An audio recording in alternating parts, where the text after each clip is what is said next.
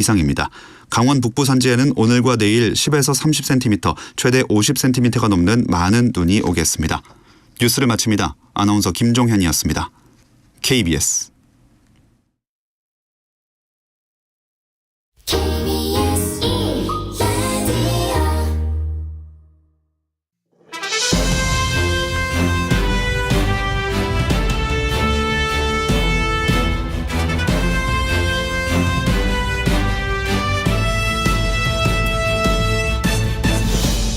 특집 KBS 1라디오 저녁.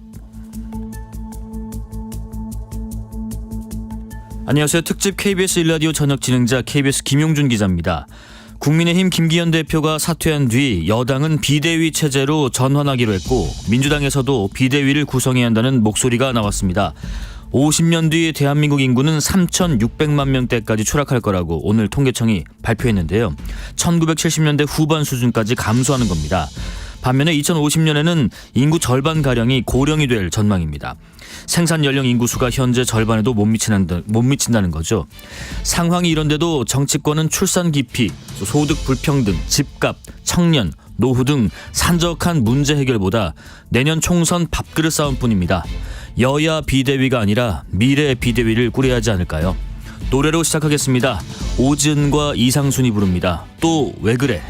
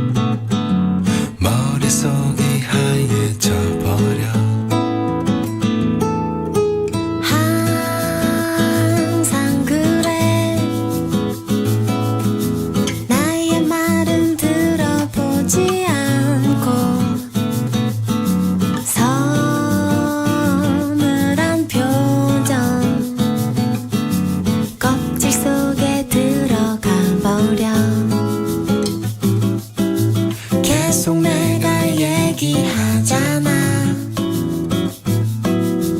많은 걸 바라는 게 아냐. 이 조그만 걸 왜 몰래 주니. 넌 지금 나의 모습은 꺼진 거품 같아. 속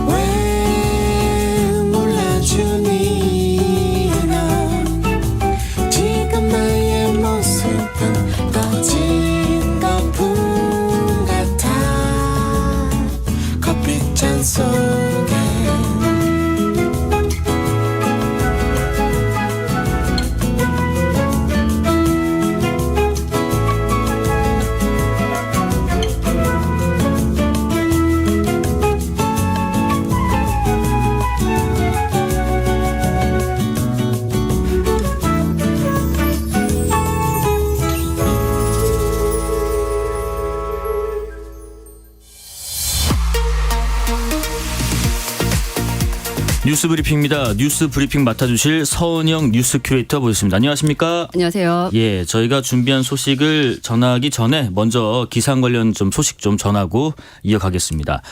오늘 오후 6시를 기해서 강원 북부 산지 지역에 대설 경보가 발효됩니다.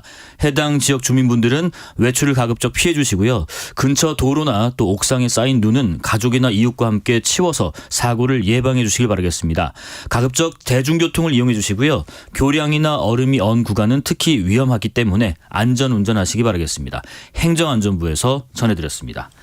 자, 어제 저희가 딱 요맘때였던 것 같아요. 5시 즈음에 그 김기현 국민의힘 대표가 이제 사퇴했다는 속보를 네. 저희가 쭉 전해드렸고 또 소식도 이어갔는데 이 소식부터 한번 알아보겠습니다. 어쨌든 어제 전격적인 사퇴를 하면서 이제는 전 대표가 됐고요.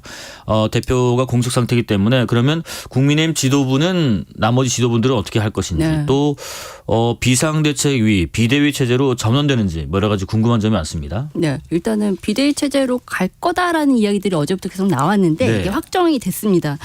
오늘 중진 연석회의와 최고위원회의를 거쳐서 비대위 체제로 전환하기로 최종 결정 내린 건데요. 예. 원래 당대표직이 공석이 되면 60일 이내에 이제 전당대회 열고 또 새 대표 선출을 해야 되는데 총선이 지금 4개월 앞두고 있잖아요. 그러니까 4개월 앞둔 상태에서 60일이면 2달 빼면은 남들 다 뛰어갈 때 이제 뭐 그렇죠. 지금 전당대회 하면은 네, 말이 안 되니까. 전당대회 힘 뺄 시기가 예, 아닌 예, 거죠. 예, 솔직히 예. 이야기하면. 그래서 좀 현실적으로 어렵다 이렇게 판단을 한 것으로 보이고요. 윤재욱 원내대표가 이제 회의 직후에 기자들을 만나서 전당대회를 열 수 있는 상황이 안 된다고 의견이 모아져서 비대위 체제로 좀 빨리 체제 전환을 해야 되겠다. 이게 바람직하다는 결론 내렸다. 이렇게 설명을 했습니다. 예. 이번에 비대위 구성되면요. 지난 6월 지방선거 이후로 3번째 비대위라고 하더라고요. 그렇겠네요.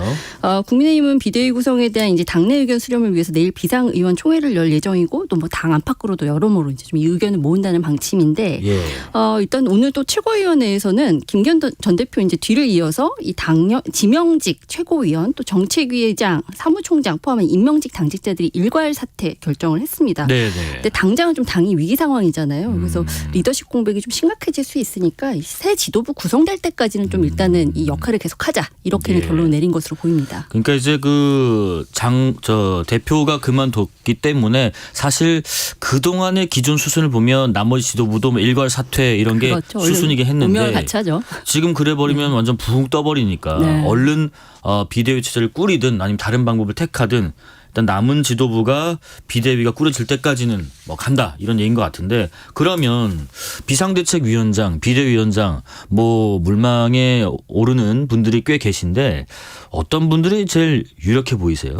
일단은 예. 좁혀지지는 않는 것 같아요 보니까. 근데 물론 굉장히 좀 유력하게 이야기 나오는 게 아무래도 한동훈 법무부 장관 이야기도 많이 예, 나오기는 네. 하죠. 네. 근데 또 뭐 이게 여권 차기 주자로 아무래도 꼽히다 보니까 좀 그런 것 같고요. 동일한 이유로 또 이제 원희룡 국토부 장관 같은 경우에도 계속 거론이 됩니다. 네. 또 윤석열 대통령 이제 정치 멘토라고 알려져 있죠. 이 김한길 국민통합위원장도 이야기가 나오고 있고요. 그렇더라고요. 예. 네, 또 워낙 많습니다. 또 김병준 전 자유한국당 비대위원장, 그리고 뭐 나경원 전 의원, 안대희 전 대법관, 심지어는 이제 얼마 전에 혁신위원장에서 물러나신 임유한 전 위원장 같은 경우에도 예. 입에 오르내리는데, 사실 지금 거명하신 분들 중에서도 네, 과거에 비대위원장을 하셨던 분들도 꽤 계세요. 또 네네. 제가 예전에 아는 어떤 분은 직업이 비대위원장이 할 정도로 그 네네. 비상시에는 항상 투입되는 분도 계셨는데 네. 중복되는 이름도 있는 것 같습니다. 그렇습니다. 예, 예. 일단은 이제 윤 대표는 이제 국민의 눈높이에 맞고 공감을 얻을 수 있는 분, 총선 승리라는 지상과제를 달성하는데 능력과 실력을 갖춘 분을 기준으로 물색해보겠다 이런 이야기를 하긴 했는데 예. 과연 이제 그렇게 훌륭한 인물은 누구일까 이제 굉장히 궁금하고요. 일각에서는 지금 2명의 공동위원장 내세울 수도 있다 뭐 이런 이야기들도 나온 적이 그래요? 있었는데 리더십이 네. 중복될 수도 있겠네요. 네, 근데 현재로서는 한 명의 위원장이 단독으로 가는 게 맞지 않겠냐 이렇게 의견이 좀 모인 것으로 보입니다. 네, 네. 사실 뭐 총선을 얼마 두지 않고 지금 비대위 체제로 가는 분위기이기 때문에 또 뭔가 이제 공동 비대위원장을 맡게 되면은 사실 지금 비대위를 꾸리는 게 목적이 아니라 공관위도 꾸려야 되고요. 그다음에 네. 이제 선대 본부도 꾸려야 되고요. 지금 꾸려야 될 것들이 많은데 공동위원장으로 가면은 혹시나 자칫 의견이 좀 틀어질 수도 있으니까 그렇습니다. 단독 체제로 가는 게 적합하다는 의견도 나오는 것 같기도 합니다. 야당 소식도 한번 보겠습니다. 더불어민주당 안에서도 앞서 제가 오프닝 때도 얘기했었는데 여기도 지금 비대위를 꾸리자 뭐 이런 네, 얘기가 그렇습니다. 나와요. 그러니까 거의 예. 지금 그렇게 되면 거대 양당이 이제 다 비대위 체제로 가게 될 수도 예. 있다라는 건데 일단 국민의힘이 인적쇄신 신호탄을 쏘아 올리니까 더불어민주당도 이렇게 가만히 있을 수는 없지 않냐 이렇게 좀 새심파들의 목소리가 나오는 것 그렇죠. 같아요. 지금 국민의힘 저렇게 이슈몰이 하는데 우리 뭐 하냐 뭐 네. 이런 얘기 나올 수도 있죠. 네, 그래서 비명계 4인방 모임인 이 원칙과 상식이 오늘 기자회견을 열었는데요. 네. 민주당이 방탄정당, 586 기득권 정당 이런 비판을 받고 있다. 그러니까 억울한 대목도 있지만 민심이 천심이며 달라지겠다는 몸부림이 없으면 국민에 대한 도리가 아니다. 이재명 대표가 한 발 물러서 달라 이렇게 요구한 겁니다. 네. 이들은 이 대표 사퇴를 전제로 해서 친명과 비명이 함께하는 이 통합 비대위를 제안을 했는데요. 이것만이 지금 개파 갈등으로 병들고 있는 민주당을 말끔히 치유하는 길이다 이렇게 주장하고 있습니다. 근데 또 이렇게 지금 원칙과 상식 의원분들이 이 통합 비대위로 가자. 지금 이재명 체제에서는 선거 제대로 못 치른다라고 주장을 하지만 또 반대되는 입장에서는 민주당만의 어떤 시스템 공천을 기대해라. 자연스럽게 뭐 혁신될 거다. 뭐 이런 기대감도 있어서 좀 맞서고 있는 것 같습니다. 네. 그리고 또 오늘 기자회견 내용 중에서는 또 그 선거제 관련해서 이재명 대표에게 그 비례제 네. 이 관련해서 이게 어떻게 할 거냐. 애초에 하기로 했던 약속대로 가자. 약속 지켜라. 뭐 이런 얘기도 있고 사실 그 오늘 이것과 관련해서 결론이 내려질까 좀 기대도 했어요. 네. 기자들은 오늘 민주당에서 의원총회가 있었거든요. 맞습니다. 여기서 의견이 도출되려나 결과가 나오려나 했는데 그러진 않은 것 같아요. 네, 맞습니다. 그러니까 어제 이탄희 의원도 이제 이 불출마 선언 기자회견하면서 눈시울까지 붉혀가면서 이제 네. 현행 선거제 유지해달라 이런 요구를 하기도 했었는데 여전히 이게 당내 의견이 좀 좁혀지지 않는 모양입니다. 그렇군요. 그래서 오늘 의원총회가 결국에는 이제 결론을 내지를 못했는데 네. 선택지는 이제 크게 보면 두 가지로 좁힐 수 있는데 하나는 이제 현재처럼 준연동형 비례대표제로 가는 거, 예. 두 번째는 병립형 비례제로 이제 돌아가는 거 이건데 이재명 대표 비롯해서 지금 지도부 같은 경우에는 병립형 비례제로 좀 어느 정도 가닥을 잡았다라는 이야기들이 계속 나와요. 근데 차이점 좀 설명을 드리면 네. 준연동형 비례대표제는 이제 정당 득표율에 따라서 각 당의 의석수를 먼저 줍니다. 그럼 만약 이제 이 정당이 10% 지지를 받았으면 10%만큼 일단 비율만큼. 의석을 주고요. 네. 그런데 여기에 이제 플러스 지역구에서 얻은 의석수가 만약에 이 10%보다 모자란다. 그러면 여기에 좀 더 이 절반을 비례대표로 채워주는 방식입니다. 그렇죠. 그럼 어떻게 되냐면 이제 다양한 정당이 국회에 입성을 할 수 있게 되는 거죠. 그러니까 이제 지역구에서는 많은 득표를 못 얻어서 이제 자리는 차지하지 못했을지언정 이제 정당은 이제 지지를 받은 거니까 그런 이제 정당들에는 좀 더 자리를 마련해 준다라는 개념인데. 그만큼 이제 다수당은 의석을 빼앗기니까 달갑지 않을 겁니다.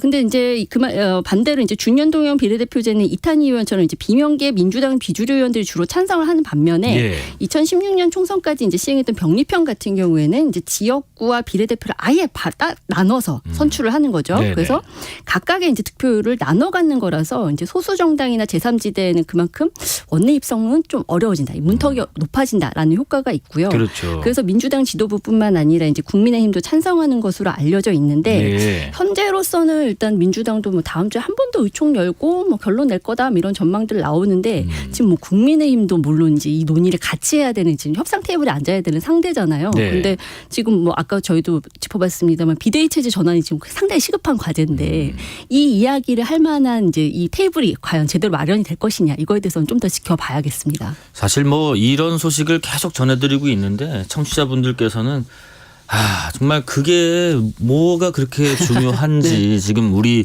당장 마트 가거나 시장만 가더라도 이 참 장바구니 물가 때문에 힘들어 죽겠는데 왜 자꾸 이 뭐 선거제가 어떠니 그다음에 선거구를 정하니만이 왜 이렇게 여야는 다투고 있고 네. 비대위로 가니만이 하고 있고 이렇게 답답하신 분들도 계실 것 같습니다.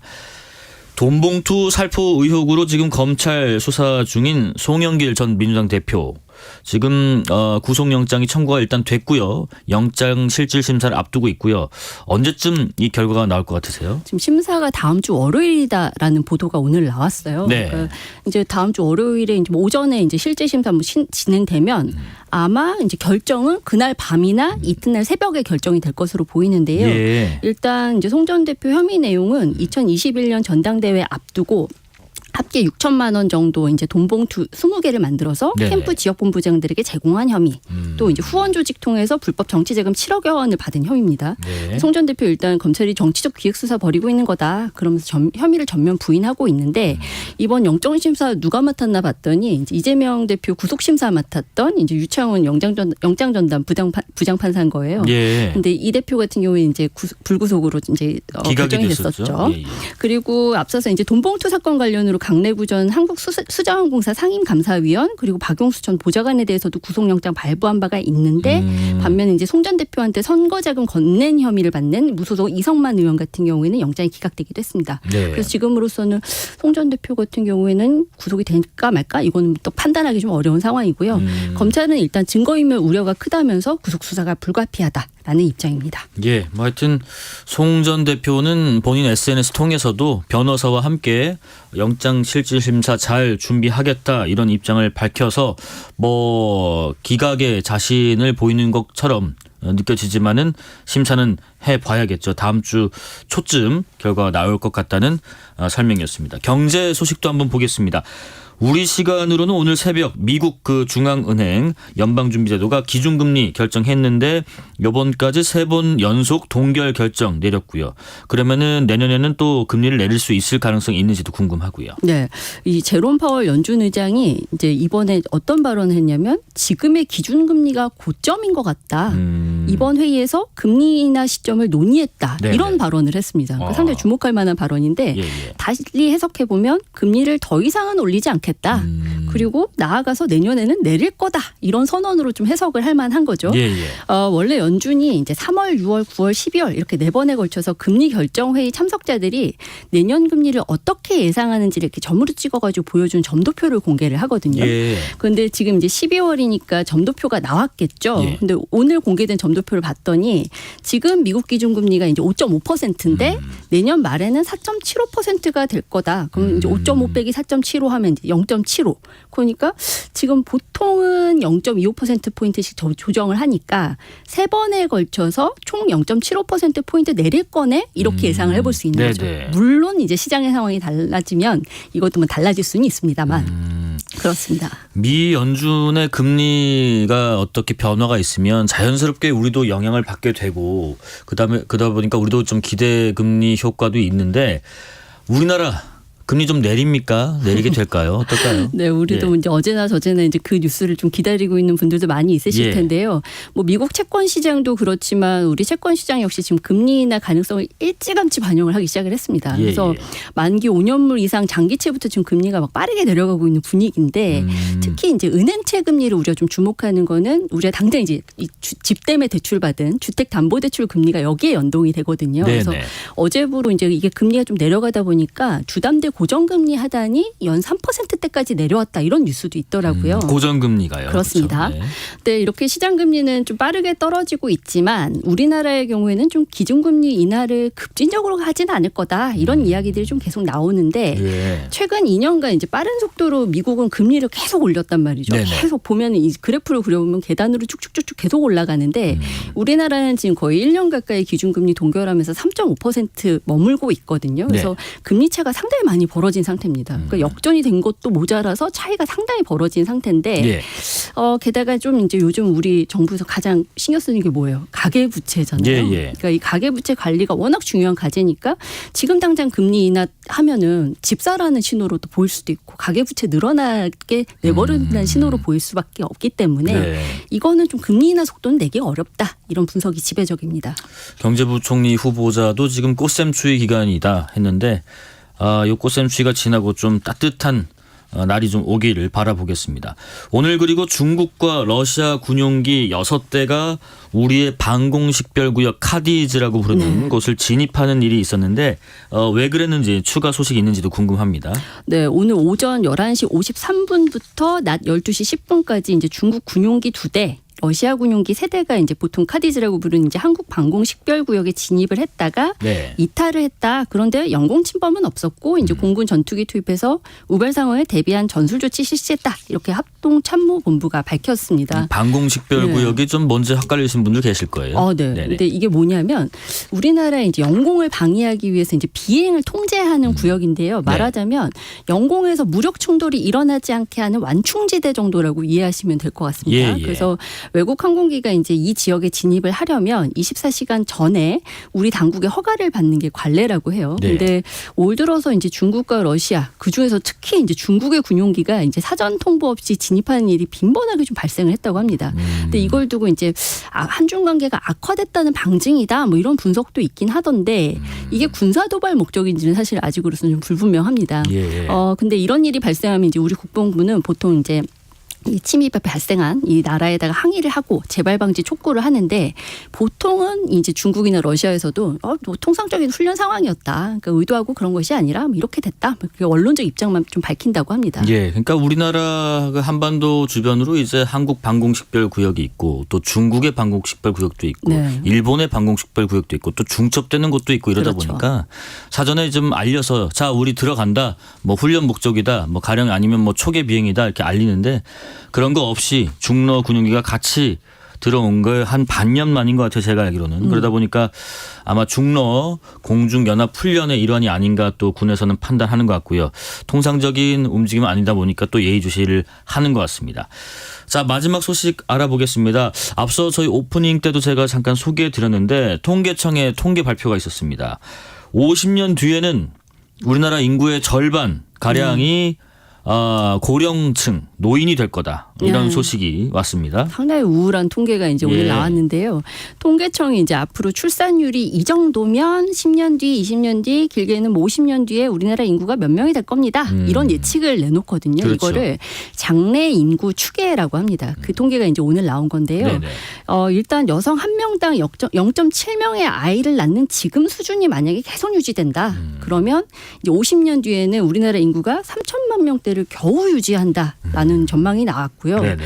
출산율이 이제 지금보다 조금 더 올라가서 한 명이 됐다. 그럼 어떻게 될까? 이때도 3,600만 명에 그칠 거라는 겁니다. 그러니까 감소는 이제 거의 뭐 기정사실화된 추세가 되는 거고요. 네네. 문제는 말씀하신 대로 이제 고령화가 빠르게 진행되면서 노인 인구 비중이 크게 높아질 거라는 건데 전체 인구의 절반이 65세 이상 고령 인구라면 이제 극단적인 초고령 사회라고 할 수 있고요.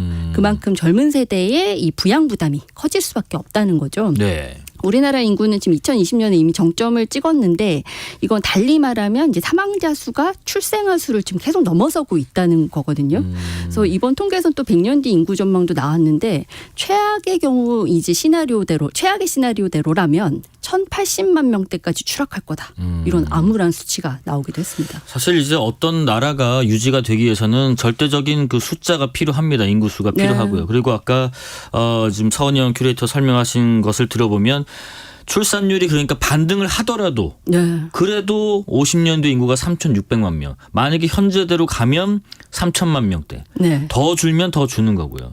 그리고 지금 아까 그 고령화 비유중을 얘기하셨는데 보니까 그렇더라고요. 지금은 1인당 부양 부담이 생산 연령 인구가 0.4명인데 네네. 이게 50년 뒤에는 1.2명. 그러니까 한 사람이 한 사람 이상의 몫을 그렇습니다. 이렇게 해내야 되는 거고 이게 지금 OECD 1위의 수치에 도달할 거라는 예상도 나오고요. 지금 출산율도 여전히 아직까지 바닥을 친 게 아니다. 네.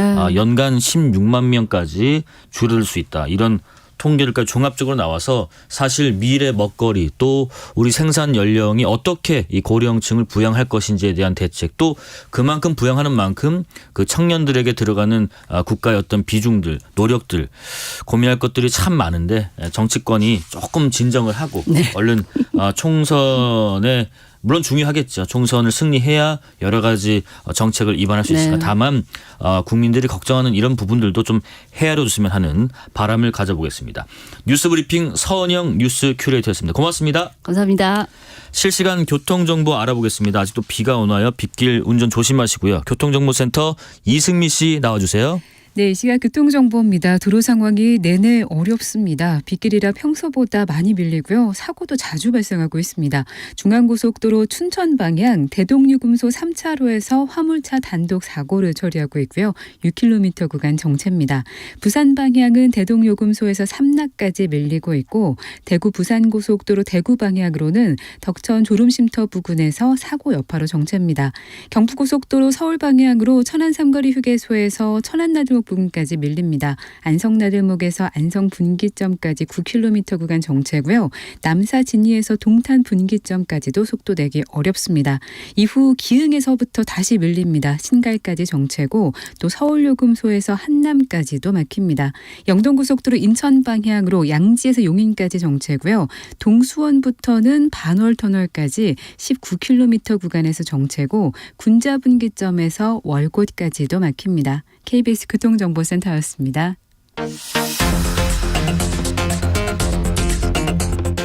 사건의 지평선, 사회면 사건 사고 뉴스 분석해 주실 두 분 모셨습니다. 한겨레신문 김환 기자님 또 손정혜 변호사님 모셨습니다. 안녕하십니까? 안녕하세요. 예, 오늘 되게 방송 바쁘셨죠? 제가 TV로 많이 보다가 오늘 또 이렇게 보니까 TV 나온 분을 뵙네요. 네, 제 특장점 발바닥에 땀나게 돌아다니는 스타일입니다. 예, 사건 사고 오늘도 좀 자세히 좀 분석을 해보겠습니다. 김환 기자님 네. 오늘 주제는 뭐로 선정하셨나요? 이게 굉장히 답답한 상황인데요. 예. 자꾸 이제 국가행정전산망이 멈추는 일이 벌어지고 있습니다. 먹통 사태요. 네. 이번에는 이제 정부 조달 업무를 처리하는 나라장차 서비스인데 이게 이용을 안 하시는 분들은 아예 뭔지도 모르고 그 조달청 나라장터 시스템. 네, 그렇죠. 네, 그거죠. 근데 이거를 통해서 입찰이라든지 사업 수주라든지 용역을 발주하는 사람들한테는 하루에 뭐 수십 번씩 들어가 보는 사이트거든요. 그렇죠. 근데 이게 이 사이트가 12일에 또 멈췄습니다. 맞아요. 이 정부 행정전산망이 멈춰선 것이 이제 벌써 6번째인데 아이고. 문제는 6번이나 멈췄음에도 불구하고 딱 부러지게 이게 왜 멈춘 거다? 이게 어디가 장애다? 이게 이제 시스템이니까 분명히 이제 우리가 이과적으로 생각을 하면 딱 문제를 찝어낼 수 있어야 될 것 같은데 근데 사실 이게 6번이나 반복됨에도 불구하고 지금 이제 그러지 못하고 있는 상황이 굉장히 답답한 상황인데요. 그저께 아마 아침부터 막 안 된다 공지 올라오고 그랬던 것 같아요. 네, 이게 오전 10시쯤입니다. 실제 접속 지연은 그러니까 공지가 된 게 10시였는데 실제 접속 지연은 9시 27분에 시작이 됐습니다. 그리고 이제 이 지연 그러니까 접속이 안 되는 상황은 한 1시간 가량 이어졌는데 이게 이제 지난달 23일에도 이런 일이 있었어요. 예. 근데 한 달이 안 돼서 또 이제 접속 장애가 발생을 한 겁니다. 이 조달청 나라장터가 지연되거나 멈춘 게 한 번 더 있었군요, 최근에. 네, 그렇습니다. 네. 한 달 사이에 지금 2번이 멈춘 건데요. 네네.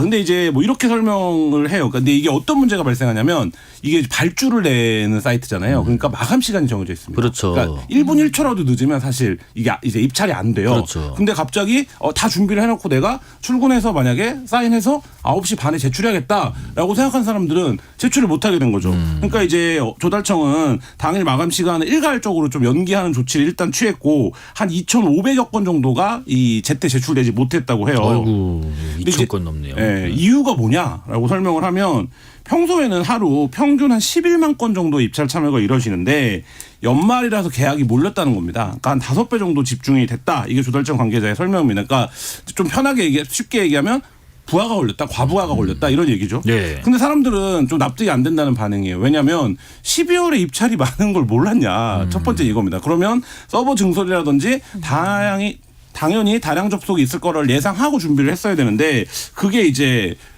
문제의 원인이 될 수 있냐. 그러니까 이 얘기는 전문가들은 지금 좀 반복적 장애의 원인을 아직까지 찾지 못한 게 아니냐. 뭐 이런 이제 분석도 내놓고 있습니다. 비유가 적절할지 모르겠지만 옛날에 9호선 개통할 때도 그때는 6량인가 되게 적었거든요. 근데 거기에 엄청 사람 많이 몰리다 보니까 못하고 막 치이고 했잖아요. 그렇죠. 그걸 예상 못했냐. 네. 비슷하게 연말에 이렇게 많이 몰린 거 예상 못해서 많이 몰리면 계속 앞으로도 멈춘다는 그렇죠. 건지. 그 얘기가 될 수 있죠. 아니면 나눠서 쿼터제로 입찰을 받는 것도 아니고. 네. 이게 참 문제가 그런 것 같은데 우리가 정부 전상망이 먹통됐다. 이거 그저께 또 들은 낯선 소식이 아니고요. 그렇죠. 그 전에 또 있었죠. 네. 네, 반복적으로 발생해서 조금 경각심을 가져야 될 것 같은데 예. 11월만 하더라도 그러니까 지난달이죠. 5차례나 이런 오류가 발생을 아이고, 했었습니다. 예. 처음은 17일 금요일 오전 8시 46분경인데 예. 이 시간이 이제 공무원들이 출근해서 업무를 시작하는 시간이잖아요. 거기에 시도세월이라는 행정정보 시스템이 이제 오류가 발생을 한 겁니다. 예. 왜냐하면 공무원들이 어떤 개인정보라든가 행정정보를 처리하려면 여기에 들어가서 행정전자 서명 인증서에 이제 접촉해서 신원을 받아야 되는데 여기서 오류가 발생하니까 공무원들이 오전부터 일을 할 수가 없었던 상황이고요.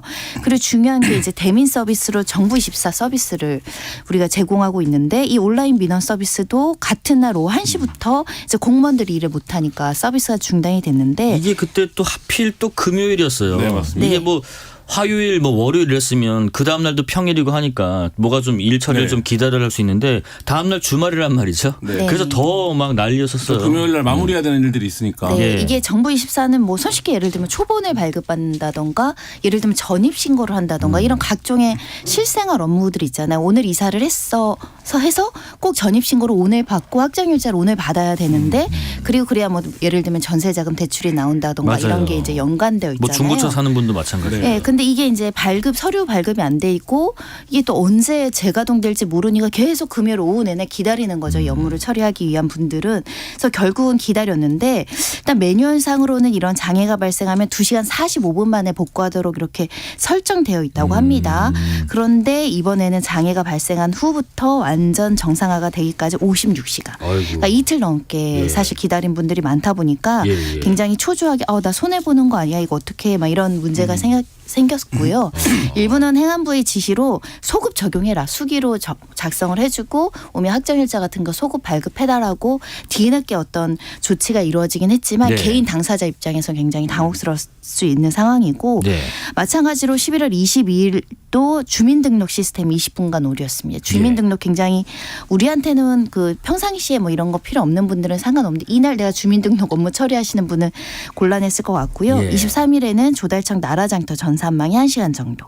24일에는 한국조폐공사가 운영하는 모바일 신분증이 6시간 40분간 작동하지 않은 일들도 발생했고요. 예. 29일에도 공무원들이 회계 처리하는 지방재정관리 시스템이 15분간 멈추기도 했습니다. 아니 이렇게 좀 단기간에 계속 뭐가 멈추면 서로 뭐 바이러스가 있나요? 아니면 뭐 연관성이 있는 거 아닐까요? 문제는 그런데 예. 정확한 원인을 분석하지 못해서 더 문제다라는 점이 지적되고 있는데 예. 예를 들면 최효근 IT 서비스 산업협회 부회장은 정부 발표가 거미줄이 망가졌는데 어디서 원인을 제공했는지 구체적으로 모르겠다는 얘기다. 아. 재난이 발생했는데 원인이 뭔지 모르는 것이 진짜 재난이다.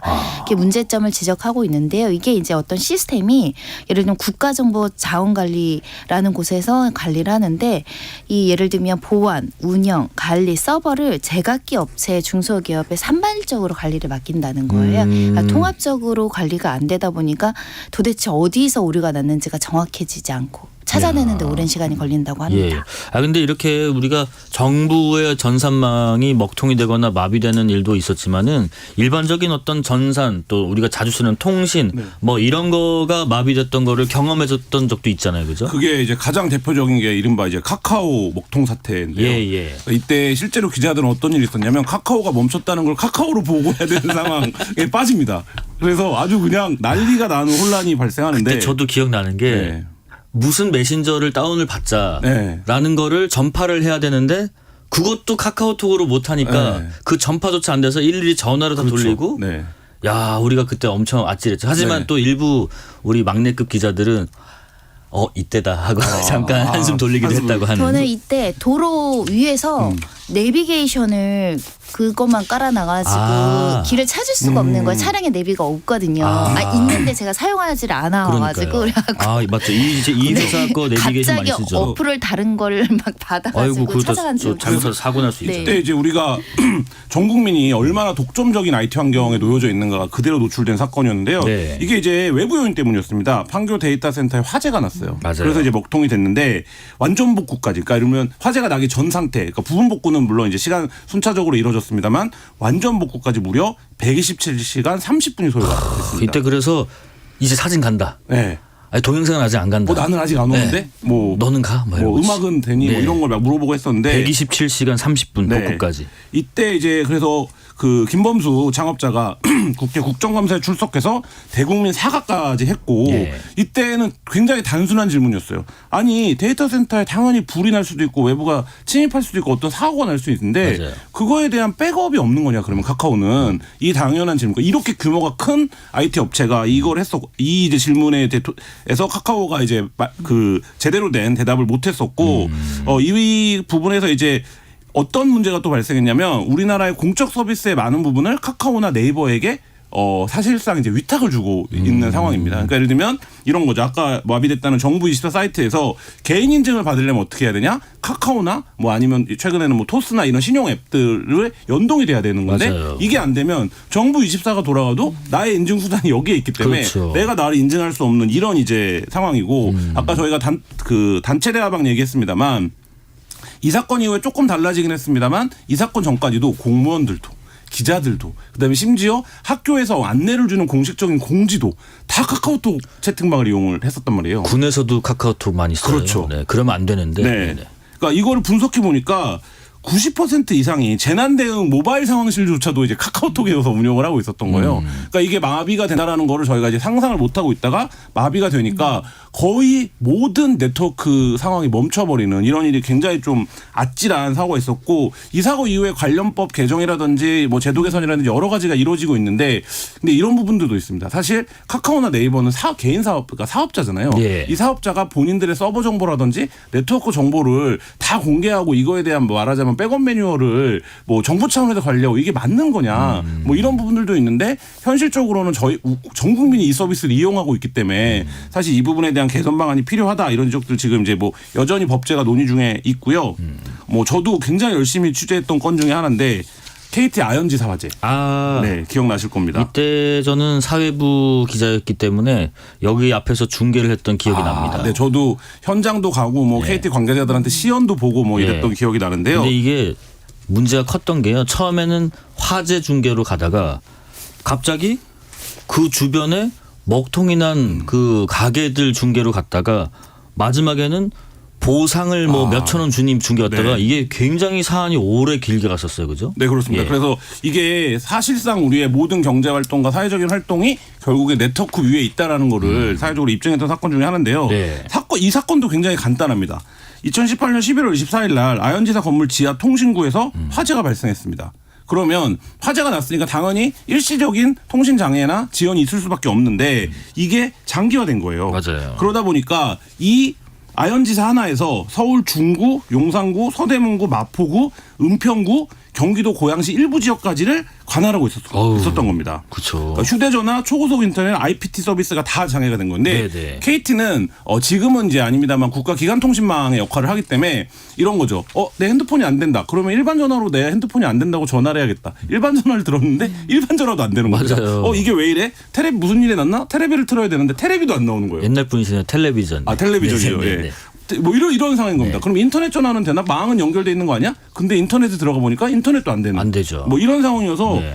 굉장히 혼란스러웠습니다. 근데 이게 일반 분들은 혼란 정도로 좀 참아도 될 수 있지만은 응급 상황에 있는 맞습니다. 분들은 굉장히 치명적인 피해 갈 수 있어요. 네. 그죠? 그러니까 서대문구에도 뭐 세브란스 병원 굉장히 제일 큰 병원 중에 하나인 세브란스 병원이 있는데 응급 환자가 이러다 보니까 119 신고를 못 하는 거죠. 그러니까 모든 전화 통신망이 마비가 되니까. 그리고 병원에서도 처리가 안 되는 겁니다. 맞아요. 예를 들면 자동으로 전산으로 들어와야 되는 것들이 안 들어오니까 네네. 뭐 이런 거고 당시에 뭐 그 뉴스도 전하셨다고 하지만 어떻게 됩니까? KT 통신망을 이용하는 모든 가게의 결제망이 마비됩니다. 네. 그래서 결제가 안 되는 맞아요. 뭐 이런 상황이 벌어지고 이때 KT가 자체적으로 추산한 피해 규모가 469억 원인데 제가 이제 막 상인들 인터뷰했던 기억이 나요. 이게 469억 원이 말이 되냐 뭐 이런 인터뷰를 했던 기억이 나는데 이때 그래서 KT가 약 한 70억 원 정도 규모의 보상금을 이제 당시 화재로 지급을 했는데 뭐 이때 처음으로 이런 논의들이 사회적으로 됐어요. 이렇게 기업의 부주의나 잘못으로 통신망이나 전산망이 마비돼서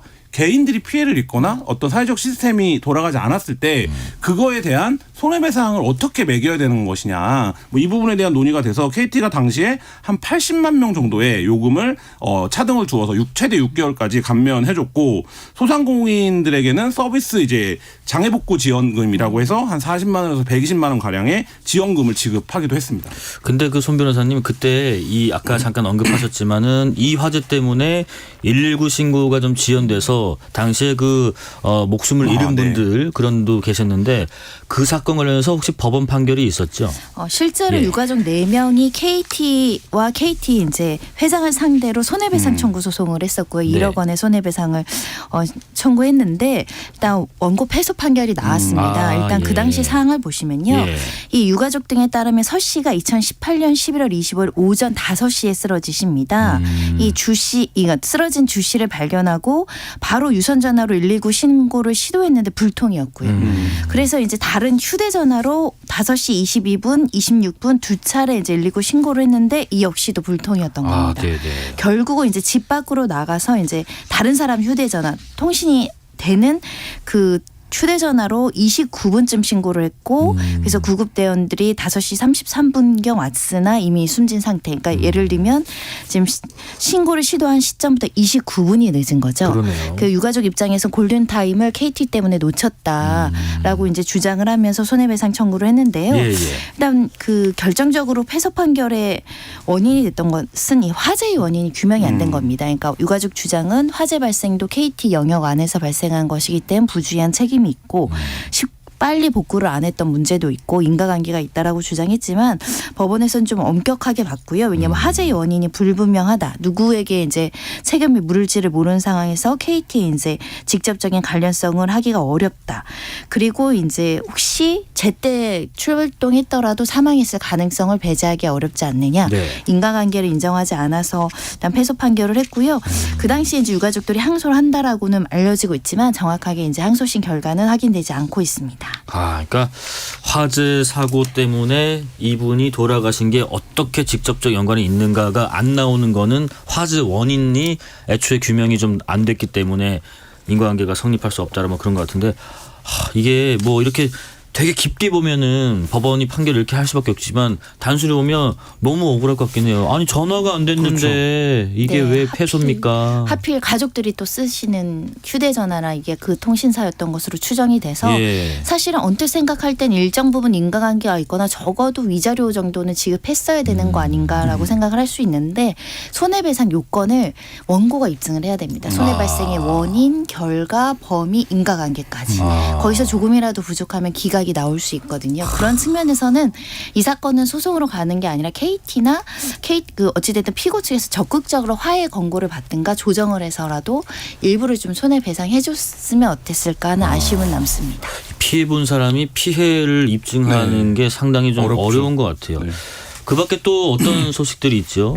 이 뭐 전산망 네트워크 장애 관련해서 제일 이제 유명한 말이 아마 디도스 장애. 디도스 공격. 네. 예. 그러니까 디도스 장애는 뭐 저도 문과생이라 어려운 얘기긴 하지만 간단히 얘기하면 부하를 막 거는 겁니다. 네네. 어떤 방식이 됐건. 그래서 정상적인 서비스가 이루어지지 않게 하는 방식의 이제 말하자면 사이버 공격인 거죠.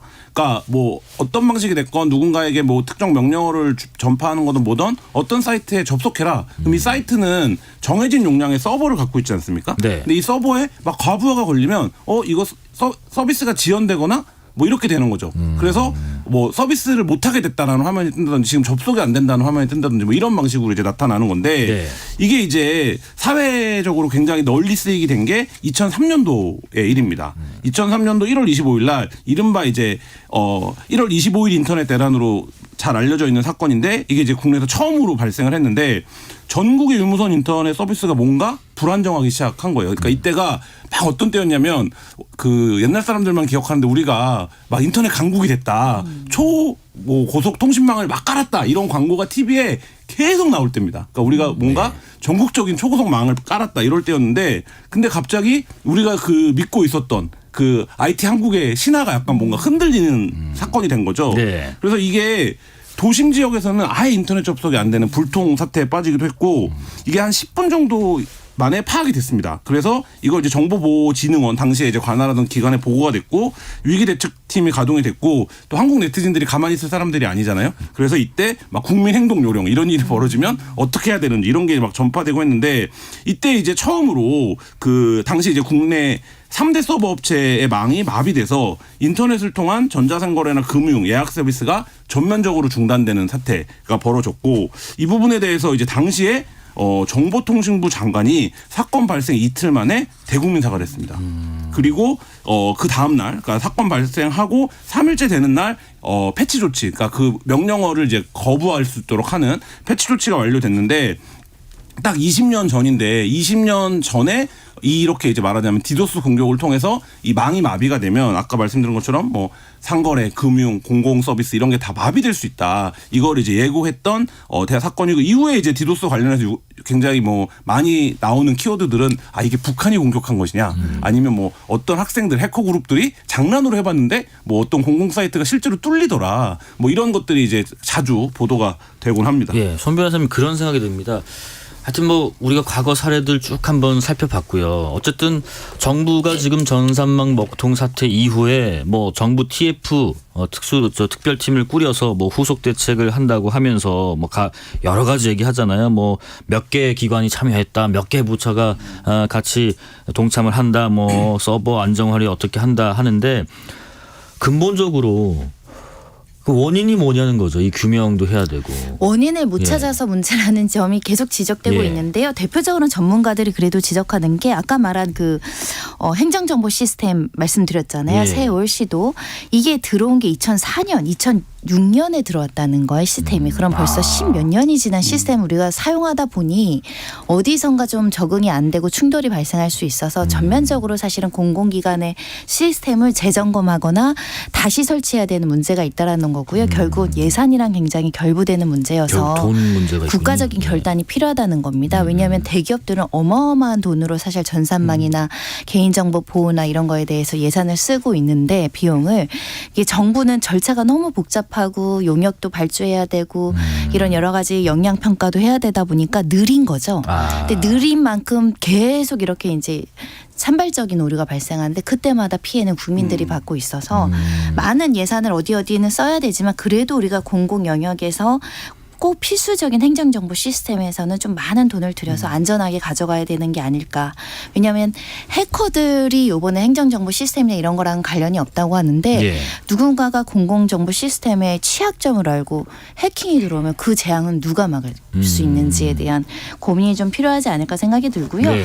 그리고 이렇게 산발적으로 나눠져 있는 관리하는 기관 계약을 조금 통합적으로 할 수 있는 게 꼭 필요한 것 같습니다. 예. 그리고 김 기자님 그런 것도 있지 않습니까? 우리가 이런 걸 한번 겪을 때마다 되게 많이 네. 어떤 하나가 무너지면 확 지금 무너진 걸 봤듯이 엄청난 의존도가 우리가 있구나. 네. 이런 뭐 정보통신망의 하나로. 네네. 그래서 이번에도 그랬잖아요. 무슨 스위치 하나가 잘못된 거 하나로 이렇게 국가적으로 누가 그러더라고요. 대한민국이 멈춘 날이라고. 의존도가 너무 심하고 집중돼 있는 것도 차선책이 없는 것도 문제 아닐까요? 그러니까 우리가 흔히 말하는 개인들도 다 백업을 해두잖아요. 근데 이게 국가망 자체의 백업 시스템에 문제가 없는지에 대한 어떤 그러니까 말하자면 최소한 비상시 운영할 수 있는 망에 대한 확고한 어떤 매뉴얼 같은 것들이 있었는데 그 부분에 문제가 있고 이게 이제 아까 손 변호사님 잠깐 말씀하셨지만 20여 년 전에 설계가 시작이 됐고 20여 년간 운영을 하는 과정에서 끊임없이 보수가 됐고 뭐 이런 상황인데 이 업체들이 다 조각조각 나눠져 있는 거예요. 그러니까 이게 망이 멈추면 딱 매뉴얼을 놓고 이게 이 부분이다. 이거를 찝을 수 있는 지금 정부 부처 관계자나 뭐 정부 부처의 전문가가 사실 없는 거죠. 네. 그러니까 이런 부분들도 문제이기 때문에 기본적으로는 뭐 말씀하신 것처럼 예산을 통해서 백업이라든지 아니면 새로운 그러니까 이게 약간 저는 9억 아파트 엘리베이터 같다는 생각도 들거든요. 그러니까 그 계속 전조가 있어요. 삐걱삐걱 소리도 나고 하는데 이걸 다 교체하면 너무 불편하니까 못하는 그냥 두는 이런 상황처럼 반복되는데 전면적인 개선이 좀 필요해 보입니다. 마지막으로 저번에 우리 국가 행정망 먹통됐을 때 그때 내가 예를 들면 계약을 이때 했어야 되는데 못해서 이걸 날렸다 가령 혹은 뭐 이런 중고차 매매 계약이 있었는데 이 고객을 못 잡아서 내가 손해를 봤다.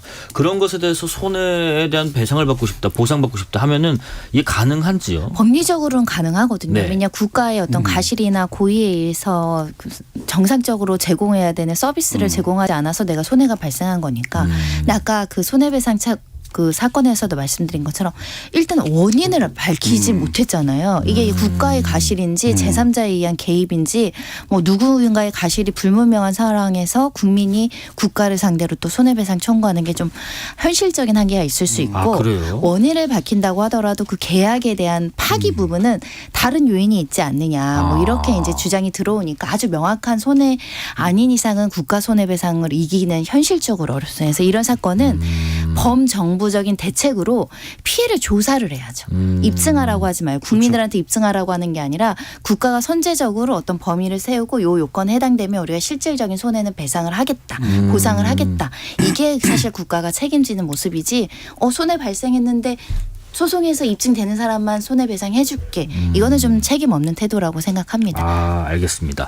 사건의 지편성 한겨레 신문 김환 기자, 손정혜 변호사 함께했습니다. 고맙습니다. 네, 감사합니다. 감사합니다. 잠시 또 재난 속보가 들어와서 전해드리고 이어가겠습니다. 조류 인플루엔자 재난 통보입니다. 가금 농장에서 감염 후 폐사까지 일정 기간에 소요될 수 있는 H5N6형 고병원성 조류 인플루엔자가 전북 등 국내에서 발생하고 있습니다. 가금 농장 관계자는 사육하는 가금에 대해 세심한 관찰을 해주시고요. 폐사 증가 또 산란율 저하 외에도 경미한 증상이 확인되면 즉시 가축 방역기관 1588-4060 또는 1588-9060으로 신고해 주시기 바랍니다. 농림축산식품부에서 알려드렸고요. 장필순의 그대로 있어주면 돼 듣고 2부 이어가겠습니다. 버리고 싶은 건 네가 아니었어. 버려지는 건 내가 되어줄게. 이렇게 그냥 버려도 오지 마.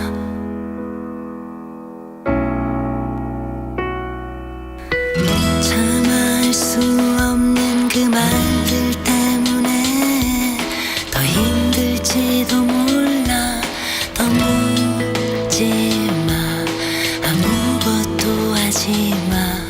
눈 뜨고 있으면 여전히 우린 다시 살아갈 거야. 네가 매일 다니는 골목 그곳만 그대로 있어주면 돼. 생각밖에 할 줄 모르는 날 위해 울지는 마. 버리고 싶은 건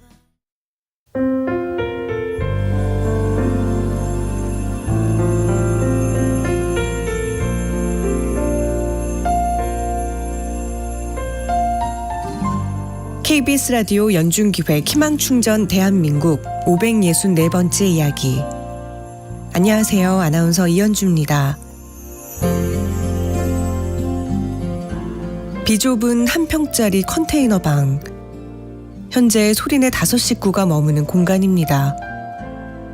얼마 전 큰 화재로 집의 절반이 넘게 타버린 소리내. 불길에 내려앉은 지붕과 휑하게 뚫린 벽. 하루빨리 공사가 필요하지만 소리내 사정은 어렵기만 한데요.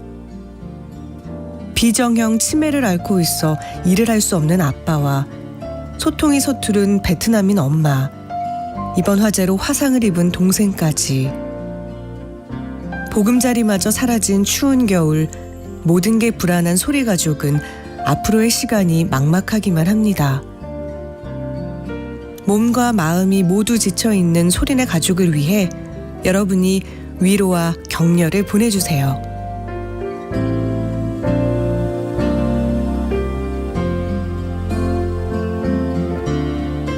여러분의 따뜻한 손길이 희망의 빛이 됩니다.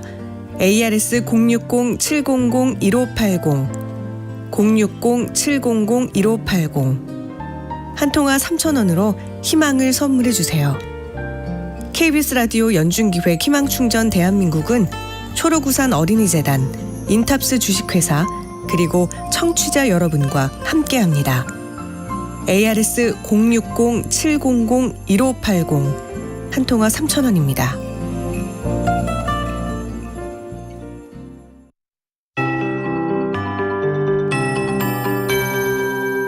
KBS 58분 날씨. 이번 주 눈비 소식이 잦아 안전에 유의하셔야겠습니다. 오늘 밤에는 소강 상태를 보이는 곳이 많겠지만 내일은 더 강한 비가 예보됐고요. 모레 낮까지 전라권과 제주도는 휴일까지도 비나 눈이 이어지겠습니다. 내일까지 전국에 20에서 많게는 80mm의 비가 내릴 텐데요.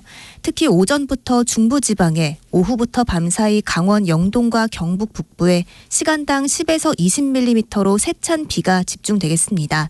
강원 영동 북부에 최대 120mm 이상, 경북 북부는 100mm 이상 호우에 대비를 해주셔야겠습니다. 강원 내륙과 북부 동해안엔 1에서 7cm의 눈이 오겠고 강원 중북부 산지는 또 한 차례 폭설이 예보됐습니다. 강원 북부 산지에 대설경보가, 중부 산지에 주의보가 발표됐는데요. 향로봉에는 이미 70cm가 넘는 눈이 쌓인 가운데 앞으로 10에서 많게는 50cm 이상 더 쏟아지는 곳이 있겠습니다. 내일은 아침과 낮 기온에 큰 차이가 없겠습니다. 서울과 강릉은 종일 6도 안팎에 머물겠고 대전은 11도, 광주, 부산 15도로 출발해 한낮에 1, 2도가량 오르는데 그치겠고요. 주말부터 강력한 한파가 찾아올 전망입니다. 지금 서울의 기온은 7.1도입니다. 박다유입니다.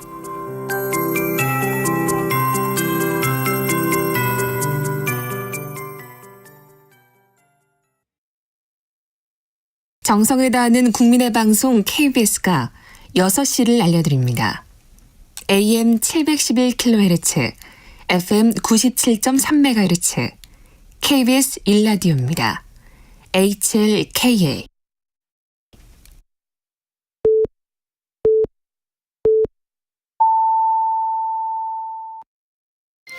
KBS 1라디오 이 시각 라디오 정보센터 뉴스입니다. 국민의힘이 당대표의 사퇴에 따라 비상대책위 체제로 전환하기로 한 가운데 더불어민주당에서도 대표 사퇴와 비대위 전환 요구가 공개적으로 나왔습니다. 지난달 30일 새로 임명된 대통령실 이관섭 정책실장과 한우섭 정무수석이 오늘 민주당 이재명 대표를 예방했습니다. 이 대표는 대통령의 거부권 행사 자제를 요청했고 이 실장은 자유시장 경제 기조에 협력을 요청했습니다. 세월호 참사로 자녀를 잃은 모친이 뒤늦게 국가배상 소송을 제기했으나 본인 목 위자료는 법적으로 청구할 수 있는 기간이 지나 받을 수 없다는 대법원 판결이 나왔습니다.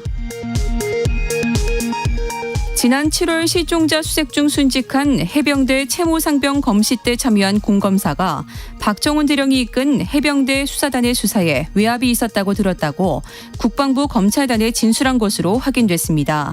공검찰은 이러한 진술을 재판의 증거 기록으로 제출하지 않았습니다.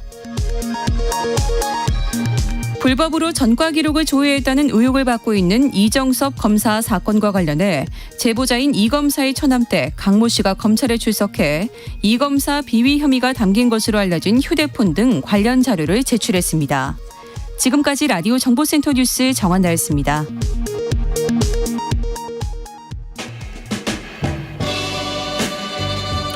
델포닉스의 라라 민즈 I Love You라는 노래 듣고 이어가겠습니다.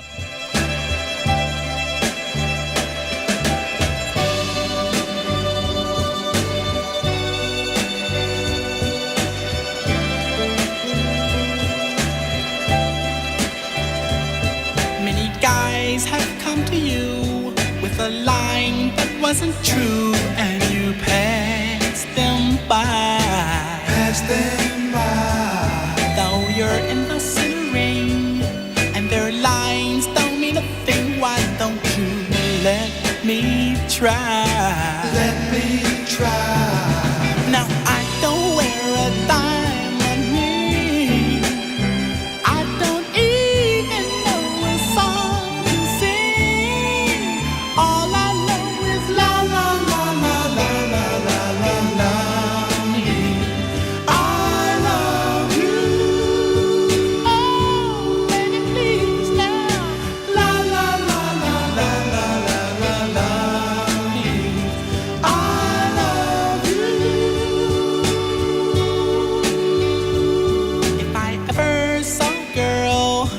that I needed in this world. You are the one for me.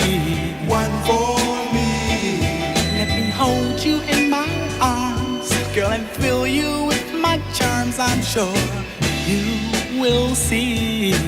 You will see. The things I am saying are true, and the way I explain them to you. Listen to me, la la la la la la la la la. I love you, oh baby, la la la la la la la la la. I love you.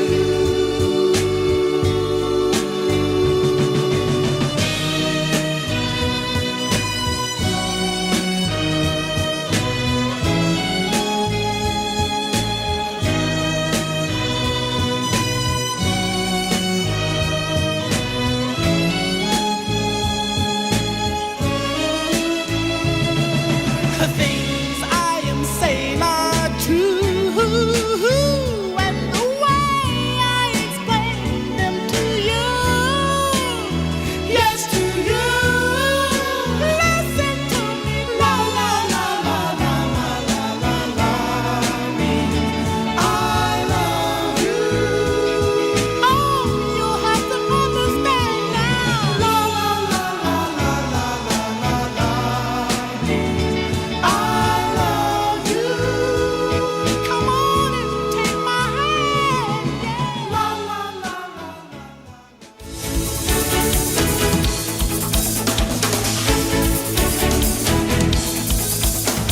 김기현 국민의힘 대표의 사퇴를 놓고 뒷말이 많습니다. 떠밀려서 사퇴를 했다. 이준석 전 대표는 왜 그 타이밍에 만났는가 하고요. 대표 사퇴 이후에 국민의힘은 비상대책위원회 체제로 전환하기로 가닥을 잡았습니다. 그러면 비대위는 누가 꾸리게 될까요?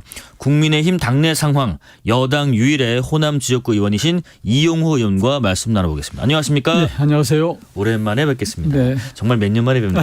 그대로십니다. 지금 김기현 대표께서요. 아직 숙고 중일 때 이제 공개 서한을 내셨었잖아요. 멈추면 더 큰 길이 열릴 거다라고 하셨었는데 사실 김기현 대표의 어제 사퇴 선언 어떻게 평가하시는지 궁금한 게 왜냐면은 좀 다소 늦긴 했지만 어쨌든 용기를 내서 의원님의 조언을 좀 받아들였다 이렇게 봐도 될지 궁금하네요. 제 얘기 듣고 그렇게 결정을 했겠습니까? 예. 그런데 당시에 이제 김기현 대표께서 참행, 그러니까 이제 숙고에 들어가면서 어떤 결정을 할까 이게 초미의 관심사였고 예. 아마 대표로서도 고심이 컸었을 거예요. 근데 이제 대표는 홀몸이 아니에요, 사실은. 네. 왜냐하면 대표 정도 되면 그 당대표를 처음에 되도록 했던 세력들이 있고 그렇죠.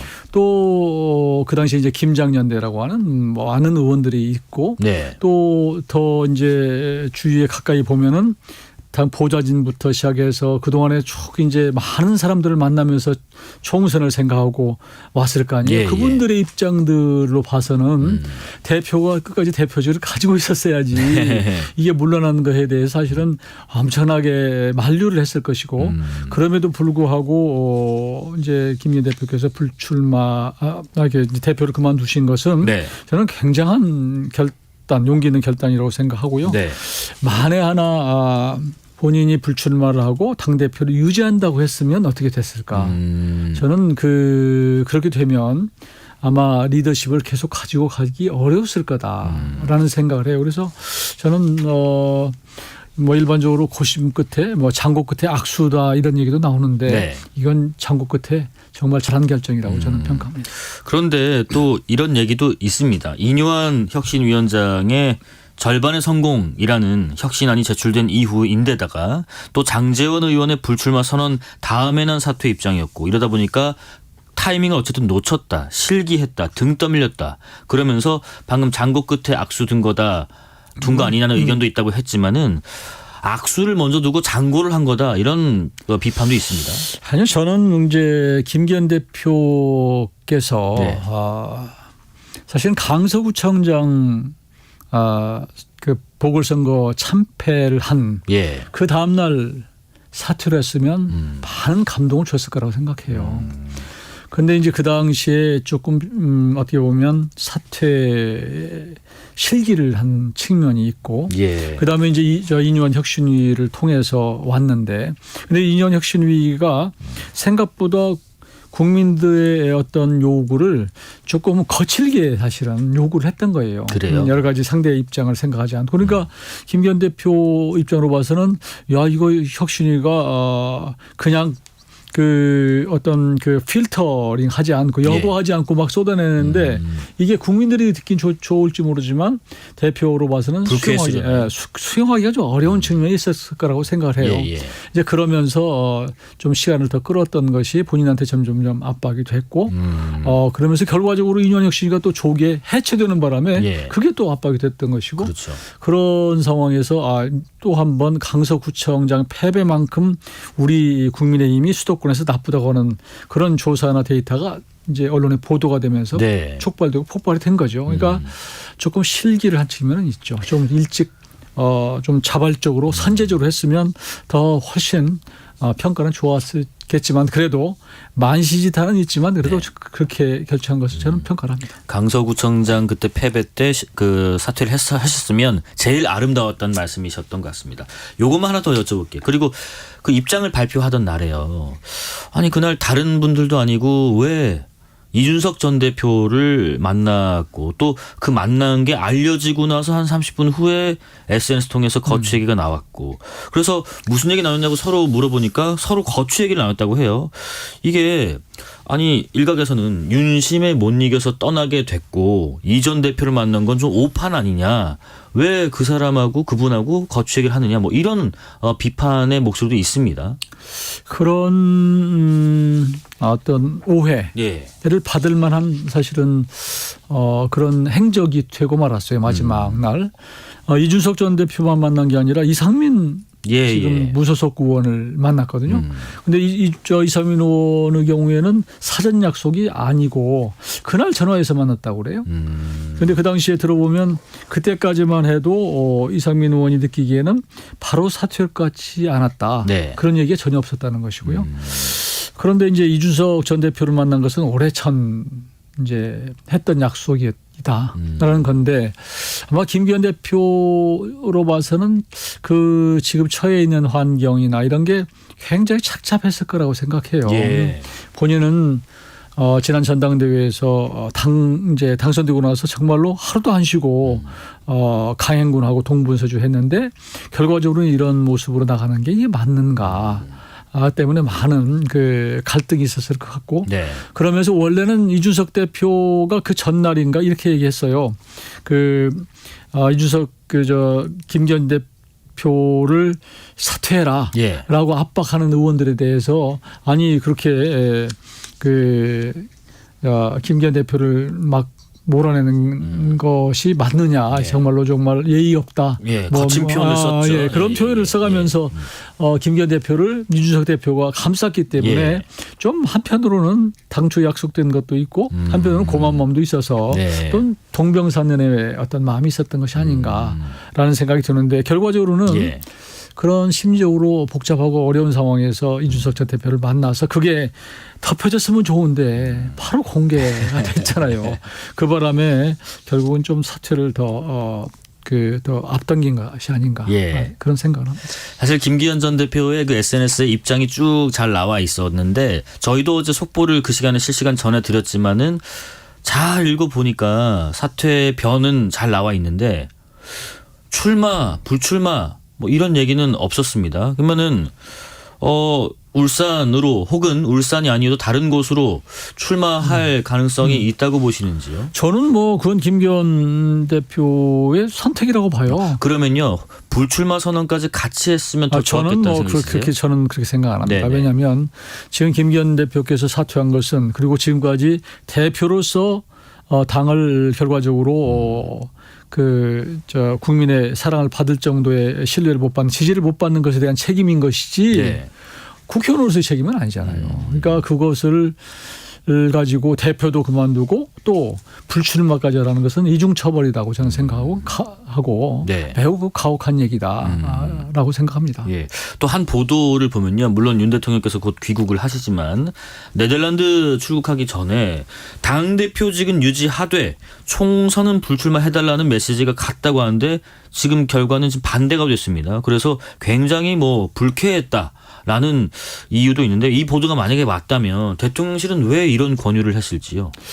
그게 대통령께서 직접 그랬으리라고 생각은 않고 예. 제가 보기에는 대통령실에서 그랬을 수는 있는데 만약 그런 권유를 했다면 그게 사실이라면 네. 저는 국민의 여론을 오판한 거라고 생각해요. 그렇습니까? 왜냐하면 국민들은 제가 만나본 국민들은 19명은 김기현 대표가 물러나달라. 예. 그러니까 새로운 얼굴로 좀 바꿔달라는 거예요. 새로운 얼굴로 바꾼다는 것은 강서 보궐선거 참패를 책임지고 물러나는 모습을 보여달라는 것인데 그 자리는 그렇게 가만히 유지하면서 불출마한다? 예. 이게 이상하잖아요. 이상한데 그거 왜 그런 요구를 했을까? 만약 예. 그랬다면. 그러니까요. 그것은 제가 보기에는 김기현 체제를 만든 그 분들이 김기현 대표를 그대로 대표로 모셔놓고 예. 그대로 영향력을 가지고 갔던 거 아닌가. 그러니까 그동안에 사실은 총선의 밑그림을 그려왔거든요. 네네. 그려온 사람들이 있는 것이고 그게 지금 연장선상에 계속 가는 거예요. 그런데 만일 비대위 대표가 그만두고 비대위 체제로 들어선다? 그러면 지금까지 그려온 그림이 다 없어지는 거예요. 새로 시작하는 거거든요. 그런데 그런 데 대한 애착이 있었을 것이고 그것을 계속 유지하고 싶었던 사람들이 그러니까 당신 개인적으로 출마를 하지 않되 당대표는 유지해달라라는 요구가 있었지만 그런데 당대표 입장으로 봐서는 국회의원이 안 되는 상황에서 나중에 국회의원도 안 되고 그러면 사실은 이게 그런 말이 있습니다. 국회의원은 떨어지면 국회의원이 아니다. 아무것도 아니다. 원숭이는 나무에서 떨어져도 원숭이인데 이런 얘기가 있단 말이에요. 그러니까 본인은 그걸 선택하고 싶지 않았겠죠.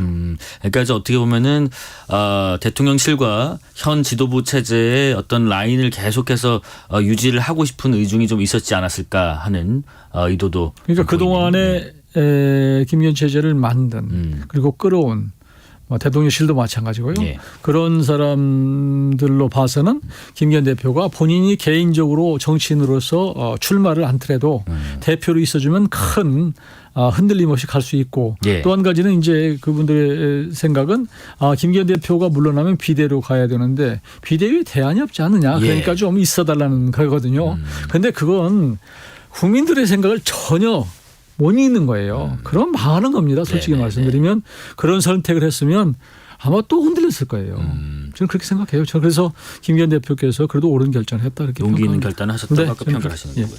자, 그러면요.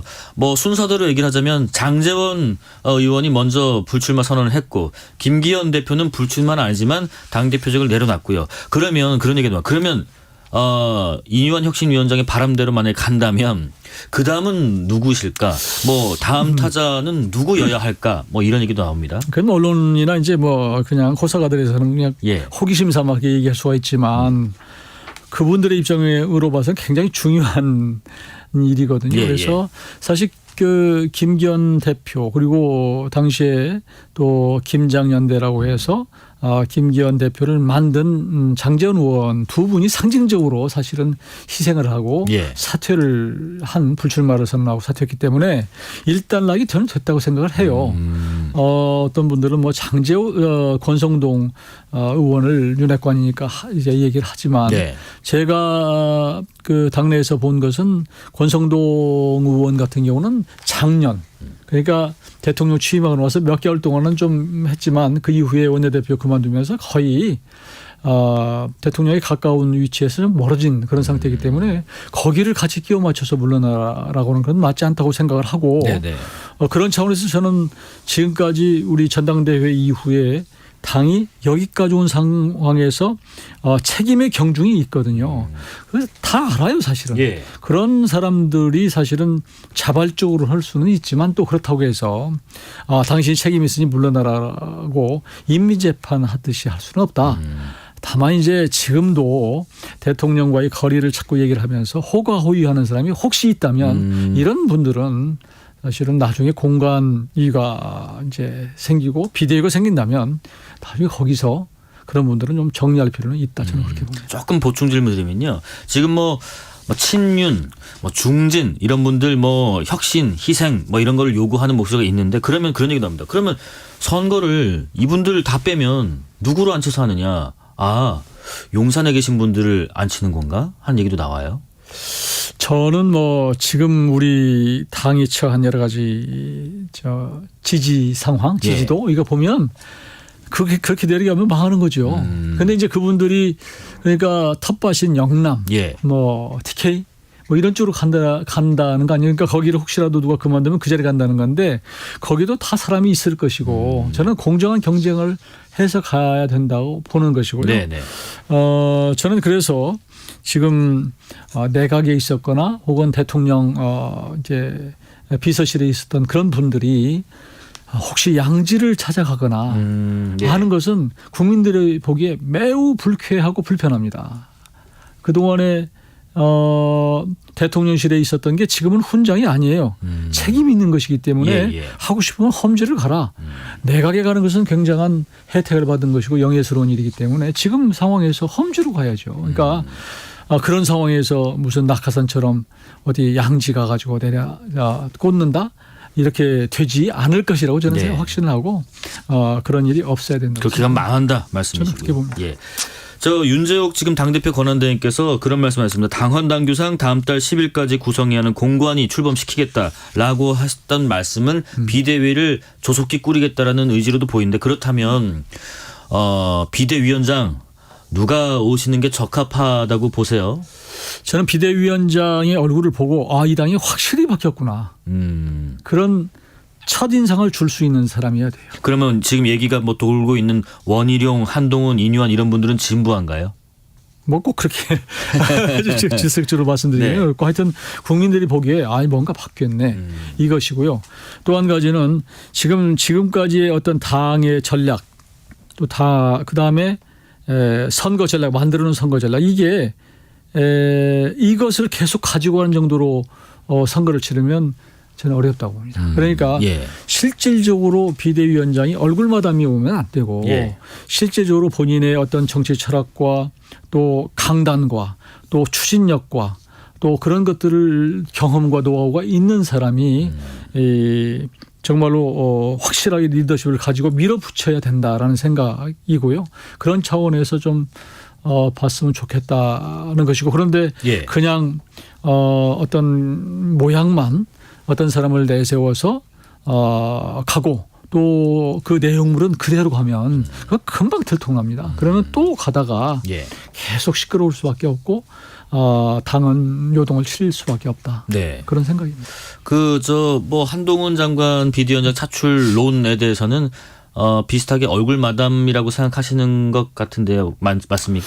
저는 아니요. 그러니까 한동훈 장관을 결코 폄훼하려고 그런 것이 아니라요. 한동훈 장관은 지금 많은 분들이 좋아하고 팬덤이 있어요. 팬덤도 있고 또 특히 보수 좋아하고 또 젊은 층에서 좋아하고 여성들 좋아하고 많이 있는데 그분의 단점은 하나는 정치 경험이 좀 적다는 거. 정치 검증이 안 되는 거. 그거 하나 하고 또 한 가지는 현실적으로 지금 법무부 장관으로 계시잖아요. 후임도 지금 결정된 것도 아니고 그다음에 지금 특검 문제 이런 것들 때문에 앞으로 문제 풀어가야 될 여러 가지들이 있어서 현실적이지 않다라는 거예요. 이제 그런 차원에서 한동훈 장관은 지금 비대위원장으로 오는 것은 적절치 않다고 지적하고 싶습니다. 그러면 보충 질문은 이뉴환 전 위원장 같은 경우에는요. 결국에는 매맞고 우유를 먹은 결과도 되는 것 같은데 그러면 어느 정도 혁신안을 냈던 게 반영되는 게 아닌가. 그렇다면 향후에 조금 아까 말씀처럼 너무 몰아붙이긴 했다고 하셨지만은 비상대책위원장으로서 좀 어울릴 만한 분이라고 보시는지요? 저는 일단 이뉴환 위원장은 혁신위원장으로서는 참신했는데 벌써 이제 한번 국민들에게 한번 보여준 인물이기 때문에 참신성은 좀 떨어지고 또 한 가지는 지난번에 그 과정에서 많은 지적이 있었습니다만 지금 당정 관계 있잖아요. 대통령실과 우리 국민의힘 간의 어떤 관계에 있어서 이제 수직적이다 그동안에 또 대통령실의 눈치만 본다 이런 지적들이 많이 있었는데 예. 이 부분을 어떻게 수평주로 가져갈 것이냐 집권당이 어떻게 목소리를 낼 것이냐 하는 부분에 있어서 그런 측면에서 보면 지난번에 윤여원 위원장이 무슨 뭐 대통령 뭐 나라님이다 뭐 이렇게 얘기를 나라님이다 이렇게 얘기를 하고 그랬었죠. 이런 일이 있어서 이런 것들도 있고 또 한 가지는 조금 정치 경험은 없잖아요. 예. 그래서 좀 리스키하다라는 것이고 또 하나는 이제 그분을 처음에 윤여원 혁신위원장을 모셔온 그룹들이 예. 사실은 김기현 체제에 있었어요. 김기현 체제이기 때문에 자칫하면 그 내용물에 있어서는 그분을 모셔놓고 얼굴마담으로 쓰고 내용물은 그대로 가져갈 것이다. 그래서 큰 변화가 없을 것이다. 그래서 그런 면에 있어서는 조금 우리 당의 근본적인 변화를 주는 데는 조금 미흡하지 않을까. 네. 저는 그렇게 평가합니다. 새 비대위원장은 참신하면서 완전히 바뀌었다는 이미지 두면서 약간 정치 구력도 있는 분이어야겠네요. 네, 그러면 예, 종합적으로 하면. 네. 국민의힘 같은 경우는 이렇게 어쨌든 사퇴도 하고 출마도 불출마 선언하고 해서 뭐 쇄신을 하고 있는데 그럼 민주당은 뭐하냐 뭐 이런 얘기도 지금 나오고 있어요. 원칙과 상식 의원들이요 오늘 기자회견에서 통합 비대위로 가자 이쪽도 지금 비대위 얘기를 해요. 이재명 대표가 한 발 물러나라 이렇게 요청했는데 이 대표가 여기에 응답을 할지요. 저는 그 이재명 대표 아마 금방 안 할 거요. 그래요. 그분이 굉장히 버티기에 강한 사람이고 언젠가는 할 가능성이 있다고 봐요. 언젠가는 그렇습니까? 할 거예요. 왜냐하면 이 본인의 얼굴로 계속 남아 있으면 진다라는 판단이 시점이 올 거예요. 예를 들면 그리고 또 한 가지는 지금 뭐 그 원칙과 상식이라고 하는 의원들이 요구하는 선이 아직은 뭐 그렇게 협박이 별로 강하지가 않아요. 네. 그러니까 본인들이 그러면 나는 안 하면 그냥 뭐 이낙연 신당으로 가겠다. 뭔가를 확 해야 되는데 그런 정도가 아니고 뭐 이게 비대위로 좀 가주세요. 뭐 이런 정도 자꾸 이렇게 요청하는 상황이기 때문에 압박감을 이재명 대표가 느낄까. 그렇지만 밖에서 이제 그 이낙연 대표의 신당이 점점 가시화되고 또 우리 국민의힘에서 혁신을 가속화시켜서 뭔가 눈에 띄게 지지도가 국민의힘 쪽으로 붙고 또 그러다 보면 점점 이제 민주당 내에서도 조금 그 갈등이 더 고조될 것이고 그리고 또 한 가지는 이제 선거 임박할수록 이재명 대표가 치르고자 하는 뭐 공관위원장도 임명하고 뭐 선거 대책위원장도 다 임명해 놓으면 본인이 있을 필요가 없잖아요. 이미 다 끝났는데 그때 좀 물러나겠죠. 그러면 조금 시간은 두겠지만은 결국은 이 체제로는 가지 않는다는 결심을 저는 뭐 마지막에는 할 것이다. 그렇다고 보죠. 지금 민주당은 초선 불출마의 중진들은 약간 뒷짐지는 모습을 보이고 있는 것 같습니다. 사실 국민의힘과 달리 뭐 우리는 시스템 공천이 있기 때문에 그걸로 혁신하는 모습 볼 수 있다 하는데 가능하겠습니까? 저는 민주당 얘기는 뭐 콩으로 매주를 쓴다고 해도 잘 안 믿는 사람입니다. 그분들 다 뭐 시스템이 있다고 그러는데요. 전혀 시스템이 공천 때 가면 작동이 잘 안 되는. 그래요? 그러군요. 그래서 자기들 필요한 대로 갖다가 그 시스템을 쓰는 사람들이라고 생각하고. 저는 뭐 민주당은 뭐 전혀 지금 그 혁신이 안 한다고 그러는데 민주당의 의원들이 지금 많은 사람들이 불출마하잖아요. 그건 새로운 현상이다. 라고 봐요. 더구나 초선 의원들이 막 하잖아요. 비명계도 있고 뭐 이런 사람들인데 그 민주당의 그 의원들이 왜 저렇게 불출마를 선언할까 하는 것을 저는 같은 의원으로서 생각을 해보면 민주당 내에 있으면서도 정치의 환멸을 느끼는 것 같아요. 그러니까 그동안에 민주당 내에서 정치 활동을 하고 의정 활동을 해왔는데 그리고 할 수 없이 따라다녔는데 양심의 소리로는 이게 아니구나. 그런 자각이 생긴 것 같아요. 그러니까 정치를 떠나는 그런 현상이 생긴 것이 아닌가. 그런 반면에 지금 친명 의원들은 안 그만두잖아요. 그분들 권력욕들이 강하고 운동권들 출신들이 많기 때문에 이 사람들은 오히려 권력을 어떻게든지 유지하고 싶어서 안 하고 오히려 그러니까 지금의 민주당 현상은 악화가 양화를 구축하는 지금 그런 현상을 보이고 있다. 예. 그렇게 평가합니다. 민주당이 오늘 비공개 의총 해가지고요. 선거제 개편 방안 논의를 했는데 결론을 못 냈대요. 이재명 대표는 불참했고요. 이게 지금 준연동형 비례제로 유지가 될지 아니면 병입형 회기를 둘지 경론도 있었다는데 결과가 어떻게 날 거라고 보십니까? 저는 결과가 결국은 민주당의 어떤 선거제가 민주당의 한 석이라도 더 가져다 줄까. 네. 이거 갖고 결론 날 거예요. 여러 시뮬레이션을 해보고 또 그 당이 뭐 쪼개졌을 때 이런 여러 가지를 보고 어떤 형태의 선거제를 가져가는 것이 가장 유리할까. 이거 가지고. 멋지게 지지 않는 방안. 그렇죠. 그러니까 그 얘기는 수단과 방법을 가리지 않고 이기는 걸 선택하겠다는 거죠. 그러니까 지금 이제 뭐 이탄희 의원 같은 경우는 선거제 약속은 꼭 지켜달라면서 지금 불출마를 선언하고 이렇게 좀 그런 상황이니까 지금 민주당으로 봐서는 병립형 옛날 방식으로 돌아가는 게 유리하다는 계산이 나와 있는데 그걸 선택하지 못하고 지금 망설이는 것이 아닌가. 네네. 저는 그렇게 봅니다. 마지막 요거 좀 여쭤볼게요. 어제 그 비슷한 시간에 이분은 또 다른 길을 택하셨는데 이낙연 전 대표 얘기입니다. 신당 창당 확실하게 하겠다라고 이제 못을 박으셨고 시점도 못을 박으셨고요. 또 욕심대로라면 총선에서 일당이 되겠다라고 하시면서요. 이낙연 전 대표 양양자 금태섭 조건은 연대가 바람직하다. 이준석 전 대표의 연대까지는 아직 생각을 안 하고 있다. 이런 얘기도 했습니다. 낙준이 될까요? 낙성연대가 될까요? 그건 아직은 모르겠어요. 그러니까 우선 이준석 전 대표도 신당을 만든다고 하는 입장이고 지금 이낙연 전 대표도 만든다는 입장인데 이낙연 전 대표는 조금 더 그래도 무게감이 있고 나름대로 당대표를 물론 저 이준석 전 대표도 당대표를 지낸 분이기는 한데 그런 측면에서 이낙연 전 대표도 신당을 만드는 것은 맞는 것 같아요. 맞는 것 같은데 얼마나 현역 의원들이 거기에 합류를 할 것인가. 바로 그 부분입니다. 그 부분이 그러니까 그 조금 전에 말씀드렸지만 원칙과 상식 뭐 이런 의원들이 얼마나 참여를 할까. 또 이상민 의원 같은 경우에 거기에 또 가담을 할까. 또 나와 있는 양양자 의원 같은 경우 얼마나 할까. 이런 것들이 다 아직은 미완 상태고 모르겠어요. 예측 불가능해요. 그러니까 워낙 정치가 급격하게 변화하기 때문에 지금으로 봐서는 예측하기가 힘들다. 네. 그러니까 그런 것들은 정치는 서로 상대가 있고 살아있는 생물이기 때문에 이재명 대표가 그런 신당의 어떤 그 신당이 더 제대로 쓸 수 있는 터전을 안 주려고 하는 그런 노력을 하면 좀 더 신당이 쓸 수 있는 게 이제 아무래도 여지가 적어지는 거고 또 마찬가지로 국민의힘도 제대로 좀 통합하고 새로운 비대위가 가면 이준석 전 대표도 마찬가지일 거예요. 그러니까 지금은 모든 게 다 불확실하다. 그렇게 봅니다. 짧은 질문 마지막 드릴게요. 나경원 전 의원은 비대위원장으로 좀 참신한가요? 아닌가요?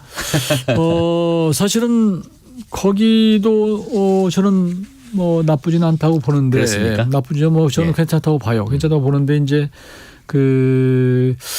이제 나경원 전 대표가 내년 총선에 있어서 좋은 얼굴이고 또 흥행도 할 수 있는 그런 팬덤도 있는 분인데 중도 확장 차원에서는 어떨까 하는 부분은 좀 다시 볼 수가 있고요. 또 지난번에 전당대회에서 초선들 연판장으로 얼마나 집단 린치를 했습니까? 그러니까 그런 것들에 대한 상처가 과연 금방 회복이 되고 그분을 또 꽃감아 태워서 할 수가 있을까? 또 국민들은 그를 어떻게 볼까? 그런 여러 가지들이 좀 여러 가지 만감이 좀 교차를 합니다. 알겠습니다. 우리 이용호 의원님의 앞으로의 선택도 좀 조명을 좀 잘 해보겠습니다. 국민의힘 이용호 의원이었습니다. 고맙습니다. 네, 고맙습니다. 실시간 교통정보도 알아보겠습니다. 교통정보센터 이승미 씨 나와주세요. 네, 이 시각 교통정보입니다. 퇴근 시간에 접어들면서 정체 더 늘었습니다. 서해안고속도로 서울 방향으로 서평택 분기점에서 화성 휴게소까지 밀립니다. 또 팔단 분기점에서 팔곡 터널까지도 정체고요. 광명역에서 금천 쪽으로도 속도가 안 나고 있습니다. 평택 시흥고속도로는 시흥 방향으로 조암부터 밀리기 시작해서 남한산 분기점까지 18km 구간에서 정체고요. 수도권 제일순환고속도로 일산에서 판교 구리 방향으로 자유로에서 송내까지 밀립니다. 판교에서 성남까지나 서안암에서 구리 남양주 요금소까지도 정체고요. 서울시내 올림픽대로 하남 방향으로 행주대교에서 가양대교까지 사고 여파로 밀립니다. 서울교 광안대교에서 여의교 구간도 사고 여파받고 있고요. 사고 지점 이후 잠깐 속도가 나다가 한강대교에서 청담대교 사이 다시 밀리고 있습니다. KBS 교통정보센터였습니다.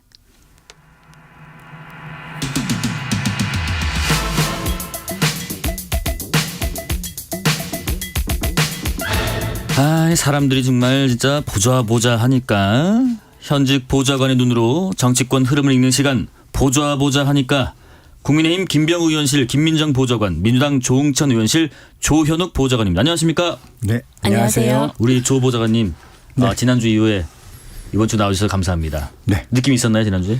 뭐 워낙 KBS가 네. 그 청취율이 많이 나오는 데니까 네. 사람들 많이 관심 있어 하더라고요. 그러면 조금 더 네. 밀어붙여 보겠습니다.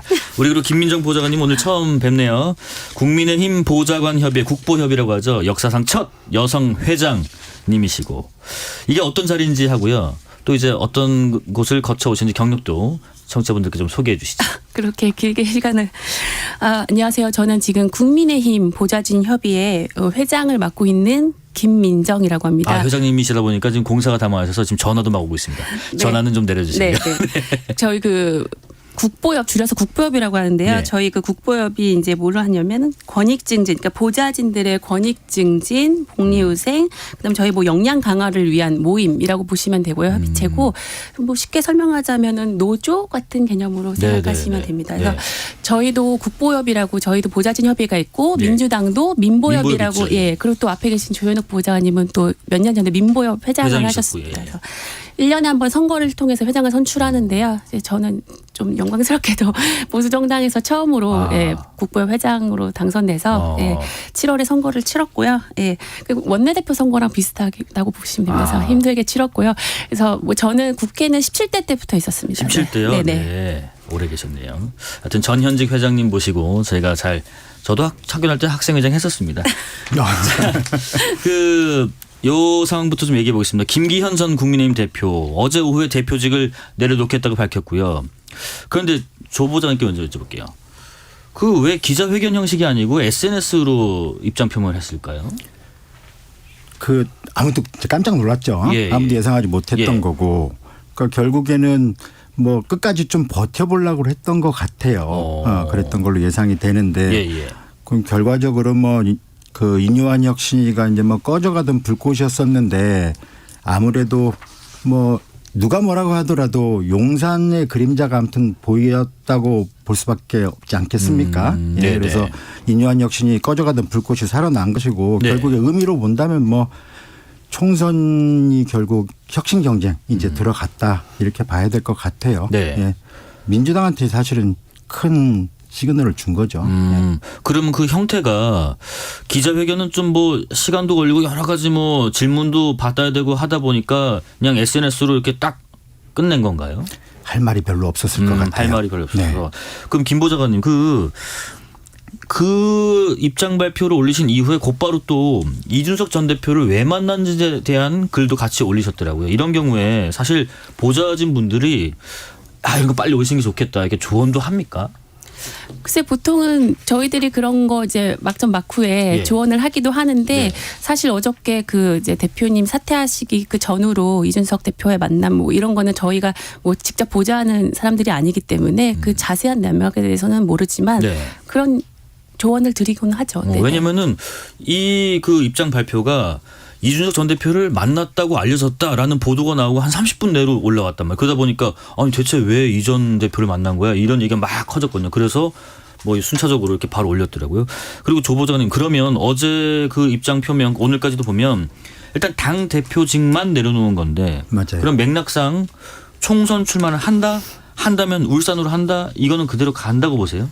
현재 본인이 생각하는 건 그런 것 같아요. 그래요? 네네. 근데 사실은 본인의 지역구에 출마하는 거하고 당대표하고 두 가지만 놓고 보면 당대표가 사실 더 큰 자리 아닙니까? 그리고 당대표를 유지를 하고 불출마를 한다 그랬었을 때 그 이후에 다른 기회가 있을 거예요. 근데 만약에 당대표를 버리고 총선 출마를 계속 강행을 한다 그랬을 때 가능할까? 사실 그게 더 어려울 것 같아요. 오히려 더 미래가 좀 어두워진 게 아닐까. 오히려 총선 출마도 좀 어려워지는 상황이 아닐까. 일반적인 문법으로는 그렇습니다. 네네. 김 보좌관님 의견도 비슷하신가요? 일단 저는 당장 저희 당내 상황이라서 예. 제가 뭐 거기에 대해서 이렇다 저렇다 좀 말씀드리기가 좀 네, 한마디로 좀 지금 상황이 좀 제 입장에서는 불행하고 안타까운 일이라 생각하고요. 어쨌든 간에 당대표직 사퇴나 총선 불출마냐 놓고 이제 본인도 고민이 많으셨을 거고 외부에서도 이야기가 많았는데 일단 네. 지금 현재로서는 불출마 사퇴하신 거는 이제 기정사실인 거고 앞으로 불출마 여부에 대한 이제 관심이 클 것 같아요. 저희 내일 아침에 의원님들 의원총회가 있거든요. 예. 또 비대위원장을 누구로 세울 것인가서부터 해서 이제 앞으로 불출마 뭐 러시라든가 이런 거 어떻게 될지는 내일 이제 거기서 경론이 오가지 않을까 네. 생각이 듭니다. 뭐 앞서 이용호 의원님은 총선까지 출마하지 말라는 건 너무 가혹하다 이런 의견을 주시긴 했었습니다. 그러면은 국민의힘은 현재 당대표가 자리를 비운 상황이잖아요. 그러면 보통은 이런 경우에 비대위로 가는 게 자연스러운 절차인가요? 원래 통상 예. 당원상에는 당대표가 거리 시에는 네. 이제 잔여 임기가 6개월 이상 남았을 때는 60일 이내에 이제 임시 전당대회 개최해서 당대표를 새로 선출을 해야 되는데요. 사실상 당대표가 임기를 남겨두고 상태에서 갑자기 그만두는 거는 무슨 비상 사태가 발생했을 경우잖아요. 네네. 사실 지금도 총선을 얼마 이제 안 남겨두고 있기 때문에 사실은 전대는 하기 힘들고 그래서 당연히 비대위 체제로 예, 가는 수순이 당연한 수순이라고 보고 네. 또 대체로 그 최근 몇 년간 계속 보면은 여야를 막론하고 거의 다 이런 상황에서는 비대위로 가지 않나요? 정치적 해법을 찾을 거예요. 예, 그러니까 예. 최고위원들이 사퇴를 해서 결국에 이제 최고위원회 자체가 이제 무력화되는 상태에서 비대위로 전환하는 형태로 가겠죠. 그렇겠죠. 네네. 그럼 조 보좌님, 이렇게 비대위 체제로 꾸릴 때 예를 들면 향후에 이제 비대위원장을 오실 분 그리고 비대위원분들 이런 분들에 대한 보좌는 누가 하시는 거예요? 당장은 당직자들이 우선 하게 됩니다. 아, 그래요? 네네. 네네네. 그러니까 보통 이제 그 당대표가 선출이 된다 그랬었을 때 뭐 기존에 이제 당직자들이 있고 네. 그다음에 당대표를 원래 회관서부터 보좌하던 사람들 그런 사람들이 같이 결합을 해가지고 예. 일을 하게 되거든요. 근데 이제 국회의원이 당대표가 됐다. 그런데 이 사람이 그만두게 됐다. 그런 경우에는 보통은 당직자들이 초기에는 다 이제 보좌를 하게 됩니다. 네. 그러면은 지난주에 이 자리에 계셨던 우리 박진호 특보님은 계속 가시는 겁니까? 실직하신 겁니까? 집으로 가는 거죠. 네. 안타까운 소식을 또 전해드립니다. 자, 김장연대라고 우리가 뭐 부르긴 하는데 흔히 장제원 의원의 불출마 선언 영향도 김기현 대표의 사퇴에 뭐 영향이 있었을 거라는 관측도 나오고 추가적으로 중진 당 주류 의원님들의 불출마 선언 이건 좀 불가피할까요? 일단은 오늘 저희 그 윤재욱 당대표 권한 대행께서 일단 아침에 이제 최고위도 하셨고 네. 연석회의도 하셨잖아요. 네. 그래서 내일 아침에는 의총이 열릴 건데 일단 지금은 당대표가 안 계신 상황이기 때문에 권한 대행 체제이기 때문에 일단 비대위 체제로 우선 지도 체제를 정비하는 게 먼저고 이제 그런 과정에서 개별 의원들의 뭐 불출마 이런 얘기가 오가지 않을까. 지금 일단은 당이 어제 당장 그만두셨고 예. 비대위 체제로 넘어갔기 때문에 그 지도 체제 정비하는 데 좀 더 집중하지 않을까 싶습니다. 조현욱 보좌관님, 그러면 결과적으로 이뇨한 전 혁신위원장의 말씀처럼 매 맞고 우유 마시게 된 건가요? 그렇죠. 네. 그러니까 저는 두 사람으로 끝나지 않을 거라고 예. 봐요. 그러니까 지금 그 불과 며칠 전, 그러니까 장제원 의원의 불출마 선언 전까지만 하더라도 이뇨한 혁신위는 실패했다는 평가가 대체적이지 않았었습니까? 예. 장제원 의원부터 시작을 해서 지금 김기현 대표가 이제 그만두는 상황까지 온 상황에서 혁신위원장이 누가 됐던 예. 왔을 때 결국에 상당히 많은 수의 불출마 혹은 공천에서 배제되는 상황들 이 상황이 쭉 가지 않을까? 그건 너무 당연한 수순일 것 같아요. 네. 이뇨한 혁신위가 이제 뭐 반쯤은 성공했다고 봐야 되겠죠. 그러면은. 혹시 뭐 반론 있으십니까? 공교롭게 또 이제 그렇게 된 면이 없잖아 있다고 생각을 합니다. 근데 전 좀 다른 얘기인데 사실 여의도에 있다 보니까 그 혁신이 아니고 비대위가 아닌 상황이가 이 혁신이라는 단어가 굉장히 퇴색하고 그 의미를 너무 이제 진부한 표현이 돼버린 좀 상황이 좀 불행하다고 생각하는데요. 이건 사실 여당만의 문제가 아니고 여야가 사실 지난 10수년간 국회를 보면은 비대위 체제인 경우가 너무 많았잖아요. 네, 이게 네. 전쟁이 자주 발생하면 이게 전시인지 평시인지 구분이 안 된 것처럼 네. 여야가 다 비대위 체제인 상황을 이렇게 돌이켜 보면 굉장히 꽤 많았고 맞아요. 자주 있었던 것 같아요. 소방서로 오신 분들 별명도 못해요. 직업이 비대위원장이냐. 예. 그래서 이 KBS 뭐 개콘에서도 옛날에 뭐 비상대책위원회 이런 약간 희화되는 예. 게 있었잖아요. 그래서 약간 지금 이런 비대위 또 혁신 이런 현실이 예. 좀 너무 이제 반복되는 게 좀 안타깝습니다. 민주당 얘기 좀 해보겠습니다. 이낙연 전 대표 어제부로 신당 창당 한 방송에 나서 공식화를 했습니다. 제1당을 목표로 한다까지는 목표까지 밝혔고요. 근데 박지원 전 국정원장 이 전 대표가 총선 승리 기회 망쳤습니다. 이소영 의원 이낙연 신당은 국민에 대한 배신이다. 뭐 이런 등등의 비판도 있는데 보좌관님 얼마나 이낙연 전 대표에게 모일 거라고 생각하세요? 1당 가능성도 충분한가요? 전 정말 모르겠어요. 예. 왜 그러냐면은 이낙연 대표가 지금 신당을 하겠다라는 건 분명해진 것 같아요. 전제 조건이 있는 것 같아요. 현재 민주당에 대해서는 사망 선고를 한 거 맞아요. 예. 근데 앞으로 갈 방향에 대해서 잘 모르겠어요. 그러니까 첫 번째 방향이 있고 두 번째 방향이 있는데 첫 번째 방향은 새로운 민주당을 만들겠다. 예. 그러니까 민주당을 재건하겠다. 김대중의 민주당, 노무현의 민주당을 다시 만들겠다. 이 얘기를 하는 것 같기도 하고 예. 그게 아니라 제3지대를 한번 만들어야 되겠다. 양당으로 안 된다 이거. 새로운 정치 질서를 만들겠다. 예. 이런 얘기도 좀 섞여 있는 것 같아요. 근데 전자를 택하느냐 후자를 택하느냐에 따라 가지고 같이 일하는 세력이 달라질 거예요. 예. 전자를 택한다면은 민주당 내의 일부가 같이 할 수가 있습니다. 후자를 택한다면은 민주당 내부보다는 민주당 바깥에서 같이 할 사람들을 찾아야 되겠죠. 혹시 조홍천 의원님도 같은 고민이세요? 같이 하실 수도 있는 건가요? 저희는 오늘 아침에 예. 그 당 지도부를 향해서 새로운 제안을 했습니다. 예. 네. 그렇게 가름하시고. 네. 자 그러면 김 보좌관님 이게 지금 민주 진영만이 이렇게 모이는 걸 넘어서 이낙연 전 대표하고 이준석 전 대표하고 두 이 전 대표가 연대할 가능성도 있다고 보세요? 일단 저 지금 조 보좌관님께서 두 가지 정도로 예. 신당은 기정사실화된 것 같고 예. 새로운 민주당 근데 저희 당도 비슷한 것 같아요. 일단 새로운 국민의힘 뭐 어떤 신당에 대해서는 좀 그래도 저 얼마 전까지도 모르겠다 했는데 이제는 좀 약간 신당은 일단은 디폴트로 보고 네. 간다고 했을 때 근데 사실은 우리가 이제 낙준 연대라고 모두 하시는데 네.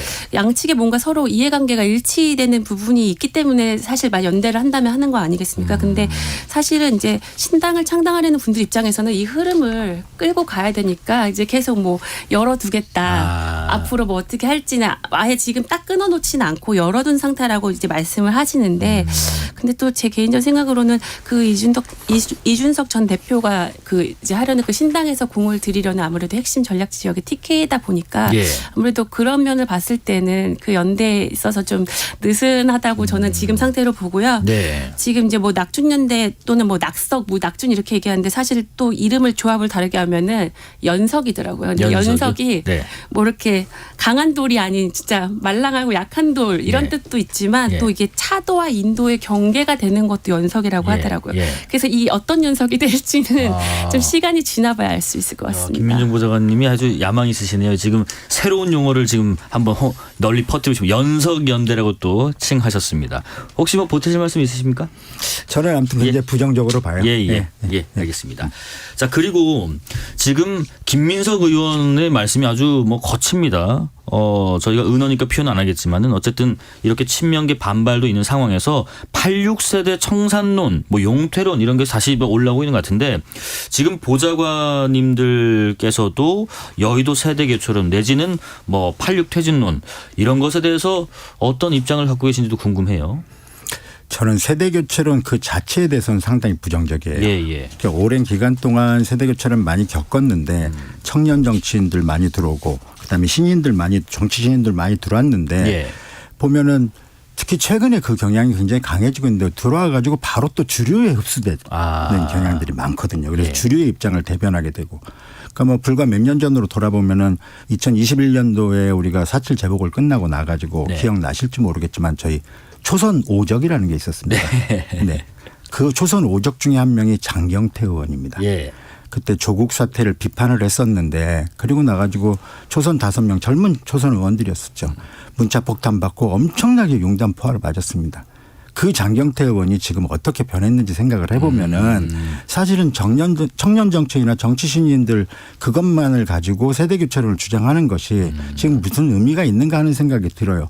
저는 해마다 4년마다 한 번 선거 치르면 절반 정도가 교체가 됩니다. 네. 어찌됐든 세대는 교체가 돼요. 그런데 문제는 새로 들어오는 사람들이 어떤 정치를 할 것인가 주류에 다시 포섭돼 가지고 또 주류를 대변하는 정치를 할 것인가 말 것인가가 중요한 것 같아요. 세대 교체론 자체가 뭐 우리가 주목할 부분이 아니다. 그 이면을 좀 보면 좋겠다는 말씀이신 것 같은데 지금 양당의 총선 영입 인사 영입 얘기도 좀 넘어가 볼게요.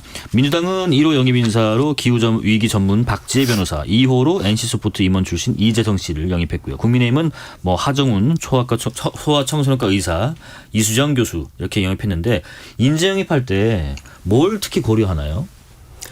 일단 가장 중요한 참신한 게 거요? 인지도죠. 인지도요? 네. 결국 선거는 인지도 싸움이니까요. 예. 이름이 한 번이라도 더 많이 들리고 얼굴 한 번이라도 더 본 사람이 아무래도 유리하지 않겠습니까? 그래서 사실 인재 영입할 때 가장 이제 편한 방법이 이제 이미 유명한 유명인사들, 네. 뭐 운동선수라든가 예를 들면요. 이제 그런 분들 영입하는 이유가 다 인지도 때문이고요. 뭐 전문성도 중요하지만 사실 인지도를 따라가지는 못할 것 같습니다. 그러면 인지도만 봤을 때는요. 저보다는 이수정 교수를 넘을 사람이 현재까지는 없지 않습니까? 인지도만 보진 않을 것 같은데 또 어떤 거를 좀 보나요? 통상은 4가지 정도 기준이 있는 것 같아요. 네. 뭐 말씀하셨듯이 이제 유명인 이게 가장 중요하고 두 번째로는 이제 전문성이 있고 그다음에 세 번째로는 소위 소수자 배려라는 건 있습니다. 네, 뭐 예전에는 여성 뭐 당연히 배려했었지만 이제 여성은 이제 아닌 것 같고 좀 장애인이라든가 뭐 다문화 뭐 그다음에 뭐 탈북민 뭐 당연히 들어갈 거고. 그다음 네 번째가 이게 최근 경향인데 정치적인 이유가 있습니다. 정치적인 이유요? 네. 전 정권에서 탄압받은 사람 뭐 이런 사람들을 이제 영입을 하죠. 그러니까 뭐 이제는 뭐 이번 정부 윤석열 정부에서 탄압받은 사람 그 전에는 뭐 문재인 정부에서 탄압받은 사람 이런 사람을 해서 공격수로 쓰기 위해서 영입을 하는 경우들이 있죠. 그러니까 뭐 가장 그 두 가지가 겹치는 경우들을 많이 해요. 유명하면서 탄압받은 사람. 제가요 사실은 이렇게 영입되진 않으셨지만 영입이 될 것 같다 한 분들 몇몇하고 제가 직접 통화를 몇 번 해봤는데 강력하게 거부를 하시더라고요. 근데 제가 궁금한 거는 이렇게 막 물 밑에서 막 조율을 하잖아요. 그럴 때 어떤 얘기가 오가는지 또 보좌진 분들도 인재 영입할 때 적극적으로 동참해서 이런 분도 있으면 이렇게 좀 올리시고 하나요? 인재영입위원회가 꾸려지면은 관련된 보좌관들도 사실 그 업무를 같이 합니다. 계속 찾아가지고 추천도 하고 그러는데요. 그리고 이제 실제 접촉도 하고. 근데 지금 각 당이 공천 과정들을 보면은 100% 보장을 못 해줘요. 영입하는 인재들에 대해서. 그러니까 지금 초기에 영입되는 분들은 그래도 뭐 어느 정도 보장이 되는데 뭐 통상 한 뭐 20명, 30명 막 이렇게 영입이 되거든요. 그중에서 공천 못 받는 분들도 많습니다. 그러니까요. 지금도 뭐 이제 국민의힘 같은 경우도 출마를 염두에 분도 계시고 예비 등록하신 분도 계시고 그렇지 않은 분도 계시고 그렇잖아요.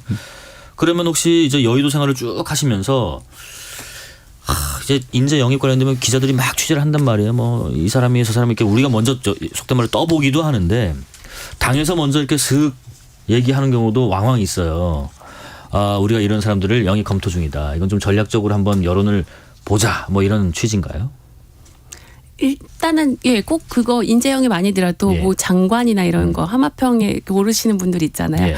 가끔 저희도 보면 이거는 좀 약간 여론 좀 동향을 보고 좀 일종의 간보기를 하려고 이렇게 좀 띄우나 그런 경우가 왕왕 있어요. 그래서 보면 실제로 여론이 안 좋은 경우에는 진짜 나중에 그분이 안 되는 경우도 있고 그리고 아까 지금 하신 말씀을 좀 이어서 하면 그 이제 지금 뭐 인재 영입 대상으로 이제 물망에 오르시는 분들이 조심하는 이유는 진짜 이게 발표 나는 순간까지 어떻게 될지 알 수가 없거든요. 그래서 함부로 이제 이런 표현 맞는지 모르겠지만 설레발이라는 할 수가 없는 상황이고 그래서 좀 요즘은 더 양당 상황이 안 좋기 때문에 더 조심하는 것 같습니다. 그 보좌관님 여야를 막론하고요. 그동안 그래 이 인재 영입은 참 기억에 남아 인상적이었어.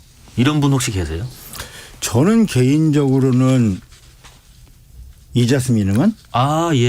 상대당이 가장 인상적이에요. 그러니까 결국에 19대 때 비례대표였죠. 19대 비례를 했었고 20대 때 의정활동은 상당히 전 잘했다고 평가를 해요. 그리고 20대 때 다시 공천 신청을 했는데 탈락을 시켜버렸고 그래서 결국에는 정의당으로 갔어요. 근데 정의당에서 비례 순번을 좀 늦게 받아서 근데 사실 이자스민 의원이 좀 재밌는 얘기인데 어쩌면 국회의원 될지도 모릅니다. 지금 순번이 거의 끝번까지 와 있어요. 그래서 지금 1월 달에 지금 뭐 변수가 돼 있는 유호정 의원 뭐 이제 이 만약에 나간다고 하면은 예. 될 가능성도 있습니다. 또 네. 그렇게 될 수가 있네요. 네네네. 막판에요. 같은 질문 플러스에다가요. 혹시 그분 의사는 상관없습니다. 이런 분이 우리 당에 오면 참 좋겠다. 막 그렇게 군침 흘리게 된다. 이런 분 혹시 계시는지도 궁금해요. 일단 아까 첫 번째 질문부터 답하면 아까 소수자 배려 뭐 이런 거 다문화 말씀하셨잖아요. 영입할 때 깜짝 놀란 게 설마 저랑 겹치진 않겠지 겹쳐요? 했는데 저도 19대 새누리당 때 이자스민 의원님 영입했던 게 굉장히 파격이었거든요. 왜냐하면 여성에다가 이주민이었고요. 또 이게 민주당도 아니고 당시에 이제 새누리당에서 보수당에서 다문화 여성을 국회의원 비례를 준다는 게 굉장히 파격이었는데 의정활동 실제로 잘하셨고요. 제가 지금 뭐 상대당에서 우리 당으로 영입하고 싶은 인사는 앞에 계셔서가 아니라 사실 조현옥 부장관님 같은 정말 약간 쓴소리도 하시고 눈치 안 보는 이런 방송을요 분들. 이런 식으로 짬짬이로 하시면 안 돼. 진심이신 거죠? 실제로 그렇고요. 제가 지금 원회에서는 김혜영 의원님이 김혜영 의원님 굉장히 보좌진하고도의 관계도 좋으시고요. 의정활동도 굉장히 정말 잘 열심히 하시거든요. 근데 또 무서울 땐 굉장히 매섭게 하세요. 그래서 저는 그분이 참 김혜영 의원님. 저희 당에서 조금밖에 멤버. 예. 기억나시죠? 덕담 하셨는데 덕담 안 주세요? 아니, 나도 김 보좌관을 갈 수 있으면 민주당으로. 아니 뭐 김 보좌관은 제가 한 가지 아까 처음에 소개할 때 그 여성 최초이기도 하지만 국보협회장 경쟁률이 5대 1인가 그랬어요. 후보가 진짜 제일 많은 선거에서 이겨낸 사람이라서 뭐 워낙 지역구로 나가도 될 겁니다. 그렇습니까? 자, 뭐 시간이 좀 다 된 것 같아서요. 마지막 질문 하나 드릴게요. 어쨌든 윤석열 정부 2기 내각을 이끌 그 후보자들 인사청문 일정 계속 될 거고요. 다음 주 쭉 있고. 근데 사실상 이런 얘기 있습니다. 이 청문회에서 공직자의 능력, 뭐 전문성 이런 검증보다는 좀 외적인 면들을 너무 많이 보는 것 같다. 근데 이게 또 어쩔 수 없는 거다. 어떤 의견인가요? 그러니까 저는 두 가지잖아요. 청문회에서 보는 게 하나는 이제 자질하고 전문성을 보는 게 있고 하나는 도덕성을 평가를 하는 그 검증 두 가지가 있는데 사실 이걸 좀 분리를 할 필요성은 있어요. 그러니까 결국에 이게 좀 계속 반복되는데 여당과 야당이 좀 역할이 다릅니다. 여당은 이제 방패 역할을 하고 야당은 이제 창 역할을 하는데 여당은 그러니까 정책하고 자질만 물어보고 야당은 뭐 신상이나 도덕성 검증만 하거든요. 이러다 보니까 결국 뭐가 되냐면은 문재인 정부 때도 그랬지만 이번 정부 들어서 심화되는 게 그냥 임명을 하는 거예요. 임명 강행으로 가게 되는 거예요. 그럼 청문회가 불필요하다는 얘기가 계속 나오게 되는 거거든요. 제도 개선해야 돼요 지금. 알겠습니다. 마지막 짧게 답변해 주세요. 공식 질문 저번 주에 했기 때문에 드릴게요. 이번 주 우리 의원님 혹은 우리 당이 하는 한마디. 일단 보좌관이 이렇게 정치 이슈 가지고 나와서 얘기하는 게 저는 전무후무하다고 이번이 처음인데 근데 사실 이거 의원님이 기회를 주지 않으면 할 수 없는 거거든요. 그래서 전 이 자리를 빌어 저희 의원님께 굉장히 감사드리다는 말씀을 드리고 거의 수상소감을 하신데. 그리고 좀 이런 의원님들이 가까이 있는 보좌 직원들이 사실 준비된 정치 업력이 굉장히 많이 쌓인 사람들이거든요. 좀 이런 키워주는 분위기 좀 많이 만들어주세요. 네. 방송 신선하다고 하는 분들도 의견을 많이 줍니다. 안승태님, 8372님 고맙습니다. 국민의힘 김병우 의원실 김민정 보좌관, 민주당 조응천 의원실 조현우 보좌관과 함께한 보좌 하니까였습니다. 고맙습니다. 네, 감사합니다. 감사합니다. 특집 KBS 1라디오 저녁 KBS 김용준이었습니다. 내일 뵙겠습니다. 고맙습니다.